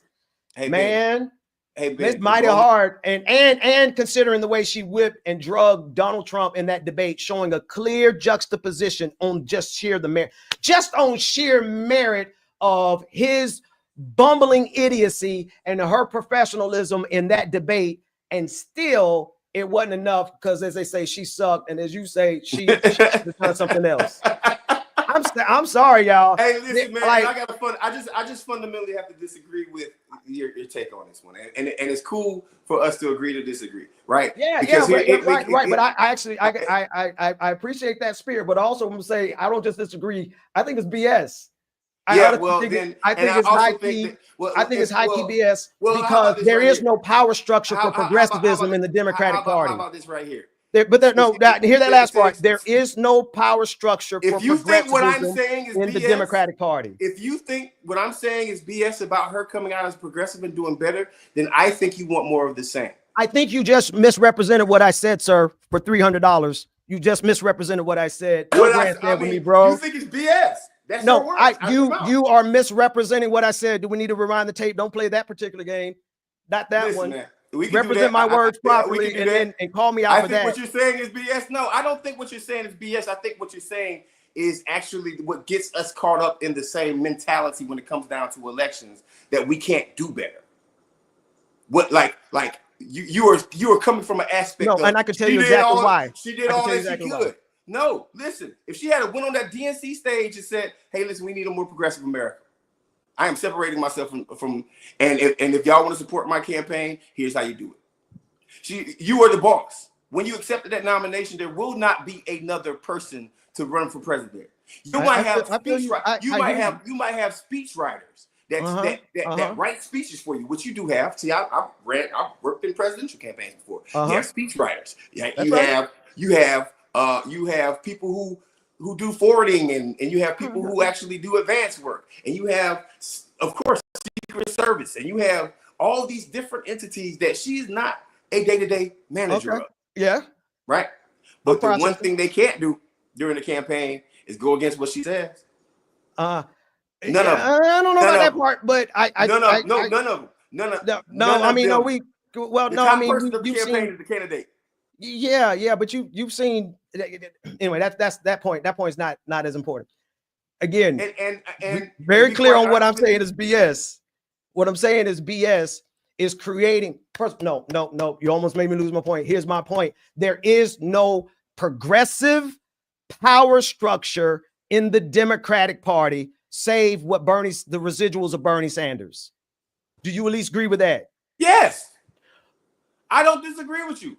If there is no progressive power structure in the Democratic Party such that we can command these decisions, then you're not going to. This is okay. No, you're not going to get that. So what is going to drive? What is going to? Here's the question. Let me say this. Here's the thing. Here's what I'm saying. That might be true, but you win on door knocks and messaging. You win campaigns on door knocks and messaging. You know what she did have control over? She had control over what went out on the mailers. You know what she did have control over? She had control over that blackmail thing, the black men for Harris. You know what she does have control over? What she says when she's on a presidential platform speaking to people in those rallies. That's what she has control over. That's what attracts voters, Ben. You just reminded me of another reason this is a BS argument, because in the most progressive thing that they did. Hey, bro, listen, I'm being respectful to you. I'm not saying anything that you're saying in any kind of negative way. It's not no BS argument, right? It's something that you disagree with. We could just No. I'm very clear. I'm very clear. And because and I don't if that's the case, then I I'm don't looking mean at this. you're more of the same. She couldn't do nothing about the race as a bunch of it's way more BS. Because it's way more BS to believe that a candidate doesn't control their campaign and what they say that comes out of their mouth. Marcus, You can look at your speechwriter and say, "Hey, I ain't work saying on that. cleaning Are up you campaigns. serious? Are you serious? Are you I'm being going serious? we're here, so let's keep fleshing it out. Like that's BS. That's the biggest BS possible. Yeah, I can't do okay, nothing as a candidate. and you're free, and That's feel crazy, free, bro. That's and feel, Marcus, I want you to feel empowered and feel free to call my argument BS. I'm not offended by that. Well, it is. Well, It yes, is. And I'm glad it's we not got that on the progressive, book. and it's actually Glad not we going got to that move on the the country book. forward. I'm glad you got that on the That book. thought process can't move the country forward, man. That's Yeah. more of the same. Yes, especially when you pigeonhole it into moving the goalposts and misrepresenting what I'm actually saying for the purposes of grandstanding a progressive power that we all know we need, but does not simply exist as a power structure in the Democratic Party from the Democratic consultants that design her handouts, that design the knock on the door. She ain't designing none of that. They bring her 3 examples, say which one you gonna take. All 3 of them are neoliberal talking points. You know who on a spectrum of what's presented to her manager that's manages already that, right? neoliberal. You know a campaign manager manages that, right? Yes. Right? You know who? And who was her campaign manager? And you know who decides the campaign manager? No, fuck who it was. You know who decides the campaign manager? Yes, the candidate. Okay, right. So why do these mailers say why are these mailers green? I wanted these mailers blue. That's good. I get you on that point. But the point remains is that you're asking her you see your argument. The reason I feel like your argument is illogical and unfair. Okay. It's illogical and unfair is because you're asking her to compress a revolution inside of the Democratic Party on top of standing up an entire campaign in 90 days with the full expectation that she's going to operate in the same fashion any campaign. You literally said like every other campaign has 90 days.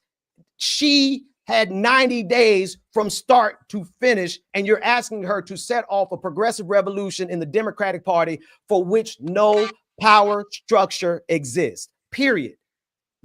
So there's 2 different things. There's a difference between a power structure and messaging and door knocking, right? And I'm just using my campaign brain right now, right? If my canvassers, right? Now, even to your point, even if the television consultants decide, which by the way, they run every single commercial by the candidate before it goes up anywhere. Every single commercial, they run it by the candidate, right? Even if the television consultant said, you know what, we ain't listening to this lady. We just gonna do what we gonna do anyway. Right? Because what you're saying is, what you think is, and this is my last point. This is gonna be my last point. Candidates have a lot more control over their campaigns, even at a presidential level, right? You can fire people, you can hire people, you have consultants. There are going to be people who get pissed off with you, right? There are going to be people who get pissed off with you, whether it's the constituency, it's definitely the campaign. I know for a fact, I wanted Bernie Sanders to talk about reparations while he was in South Carolina.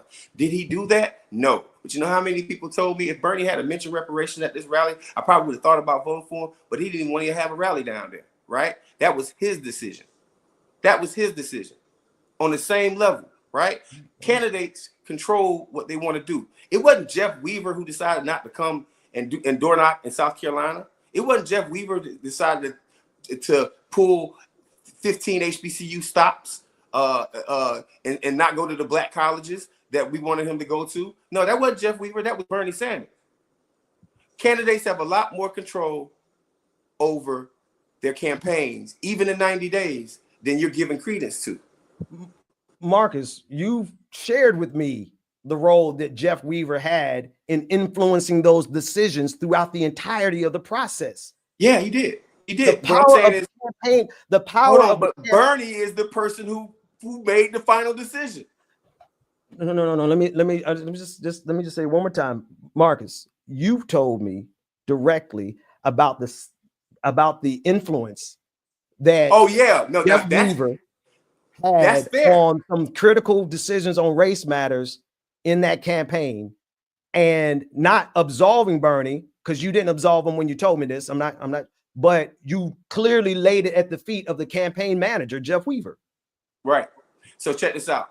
What I'm saying is, if Bernie wanted to fire Jeff because he found out that, oh, there's more black, there's black places that we went to and we didn't go, why the fuck didn't you tell me? Because I thought we didn't need to do it. Man, you're fired. How is he going to find that piece of information out? Oh, people will tell you. You got other campaign staffers. Don't get this twisted. They all have meetings, and this is why it's important for Vice President Harris or whoever the next Democratic nominee is to have a diverse group of people around you, unlike Bernie did. But look, I'm not gonna dwell on this one right here because it's getting late, and I want to talk to you offline. But what I will say is I do appreciate your viewpoint. I don't necessarily agree with it. Yeah, no, listen, man. I don't say this in disrespect to you, man. I say this in disrespect to this thinking that is pervasive and holding Kamala to a standard that we haven't held anybody in this country. No. So let me clarify this. I think that woman did as much as she possibly could with the cards that she was dealt. I do think that. Why we even having this conversation, man? I'm about to go have me a glass of wine, messing with you, because this is what I'm saying. But the only difference is, right, progressive talking points. You're not like I'm talking about to gain more voters, right? The thing, like she wasn't talking about things that were going to get people to vote for her. She was talking about things to keep the neoliberals happy. Let me ask you: did you think she actually liked Liz Cheney? You think she actually was like, yes, I think this is who I want to go campaigning with? Like, I just want your opinion on that. You think Kamala? I don't know. I don't think so. though. I don't think she would like Liz. I think that somebody in the power structure and the Democratic consulting class, as they presented her entire set of scenarios. Listen, man, I hear what you're saying in terms of the autonomy of a candidate, but I think you also, and I know you know this because of your experience and also what you've conveyed in your wisdom and your training of people. There are so many layers that process information before it even gets to the candidate. So when the candidate is making a decision, and this by design, like I don't think this is always a bad thing. I'm not saying that there are counselors around her that are evil and she can't make up her mind, but the decision-making process on that level is always one of advisors. I would be remiss if I didn't say that there was multiple people involved in decision-making aspects. And you're right about that. Like Ben, I'm giving you your props. You're right about the mechanism of it, but also what you're wrong about is the voter. You're wrong about the voter. No, you're I agree wrong with about you on the voter. You're wrong about the messaging, right? I agree with you on the messaging. Well, what I disagree on is that what I'm talking about, Ben. What I disagree on is the feasibility, practicality, and the logistics of standing up what you're saying, which requires, and I'm not trying to teach you this, I'm just stating it. It requires an actual power structure that reflects those values. And without a progressive power structure that reflects those values in those decision-making points, there will never be. And I think you disagree. I don't disagree with you. As it goes right now, there will never be a progressive value that actually comes out of the Democratic Party. The best that we can hope for with this power structure is that they don't burn down the right to vote. Like, this is kind of where the bar is in hell right now. Oh, well, I mean, yeah, that's the right to vote is actually one of my biggest, if not second biggest, political. And that's the juxtaposition between the Democrat. And so it's most unfortunate. Hold on. But Ben, I would much rather Kamala lie to the American people, but win an election to keep Trump from taking away voter rights than for her to act like a neoliberal during an election and lose. Listen, Kamala Harris got handed the hot potato of neoliberalism. She got handed the leftovers of neoliberalism as a policy for 50 years, as well as a democratic infrastructure and power structure. She got handed the same consultants that were legacy connected to Bill Clinton. One of them you hate the most, Jim Carville, right? That he still had influence in the decision-making of the Democratic Party. This is what she got handed a losing hand because of the Democratic structure. Now, Ben, Go wait. ahead. I got one thing. So when I say start a new party, this conversation right now is the main reason why we need to do something different besides the Democrats. But why start a new? Why start No, not a new listen, party? Hang on, I'm start just a new party or Mhm. or reform the party in whatever direction that people need to go. But what I'm saying is this conversation right here literally tells me that the Democratic Party must die. But here's what. I mean, don't forget the context of all of our conversations, because I was the one that said we need to burn it down, and y'all too, you and Mundell agreed that we don't need to burn down that structure, right? But you got to purge out these neoliberals. Like this, that's a standard. That's kind of the standard thing we all agree on here, is that the Democratic Party as an institution now is not going to win and not going to bring progressive values. And then when I said let's burn it down, y'all were like, no, burn those people out and keep the infrastructure. So I think we firmly agree on that. All I'm saying is that the standard that and the goalpost moving that people apply to Kamala in context of let's just look in context of actual resumes and the narrative of a president in this country, right? We haven't had a progressive president since FDR. Lyndon Johnson did what he did some things. I give Lyndon Johnson, he did a couple things with the Great Society, so I have to be fair there, right? And I'm gonna let you go, but I think about when Joe Biden and Kamala Harris was the literal deciding vote on the union expansion, on the laws, on the subsidizing the union to the tune of a few $1 billion, extending out for the unions their benefits, their organizing capacity. And what did the unions decide to do? Not all of them, but one of the main unions, what they decided to do, to not endorse. Come on, man. Hey, man. Hey, listen. The fix was in on so many levels. She got handed a high bag. I understand where you're coming from. My premise is always going to be this right here, right? Like that woman. Listen, it's not that woman was in a situation, but she also was a part of a machine that she had ample opportunity. And what I'm saying to you is very simple, right? Like talking points. And first off, let me give you something even more important, right? All of those consultants had the polling data on what to say. This is the part that disappoints me. They all know that Medicare for All polls at a high rate. They all know that raising the minimum wage polls at a high rate.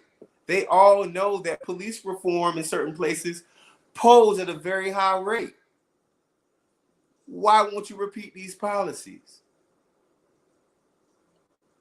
Marcus, you right. So here's my thing. You just really literally walked and proved my point in this whole conversation. Well, you've proven mine also, right? Like my point is very simple, right? There has to be some difference. There just has to be. I gotta run, Ben. I gotta run. I gotta because we can't start no debate and then like I can't fit it. It's a good stop. It's a good. We've been here quite long enough. Yeah. We've been here long enough. All right, y'all. I still love you, black man. You wanna man? We still gotta end this thing the right way, man. Come on, man, bro. It's late. It's 11 o'clock, boy. Hey, man, I know everybody watching. Thank you for watching another episode of Clickbaity Political Thirst Trap. Please like, share, subscribe if you made it this far through the marathon of me and Ben going at it around the last presidential election. Thank you guys for watching. Please subscribe to Marcus Farrell Live. Please make sure you come and check out Ben on Sunday and Like It or Not on Saturday morning with Bubba and Rebecca Azur. And what else am I doing here? Oh, and last, come to my channel. I am bringing up the narcissism of Napoleon. No, not Napoleon. I'm doing the narcissism of what's his name? They had a black kid. We said it earlier. Oh, Strom Thurmond. Strom Thurmond. The narcissism of Strom Thurmond. Yeah, I love it. And you got anything, Ben? Man, all I got is it's been good. It's been real. Mundell, love you, brother. We missed you tonight. I had you there for a minute. We thought we could hold out and get you back in, but we don't have you. All right, y'all. Love you. Close out with this trap squad. Put up them squirrels and them acorns. Because even when we disagree, we don't crash out. We don't. I tried my hardest to not crash. I almost went there, but I didn't. All right, y'all. Trap squad, trap squad, trap squad, trap squad, trap squad, trap squad, trap squad, trap squad, trap squad, trap squad, trap squad, trap squad, trap squad, trap squad, trap squad, trap squad. Hey, clickbaity political. Yeah, thirst trap, trap squad, squirrel squad. Our mission is critical to speak the truth to the masses. Yeah. We here for the fight. We ain't started, but we here to finish it. Sick and tired of seeing the privilege. Take advantage of the weak and the innocent. So we let a voice be heard. Every single weeknight. Unapologetic. Black people, despite this white supremacist system that we live through on a daily, we still throwing up those acorns cause we represent clickbaity. Yeah. Trap squad, trap squad, trap squad. Let me hear ya. Trap squad, trap squad. Throw those squirrels up if you with it. Trap squad, trap squad. Yeah, I see you, yeah, I see you. Trap squad, trap squad. Trap squad, thirst trap. Trap squad, trap squad. Trap squad. Let me hear ya. Trap squad, trap squad. Throw those squirrels up if you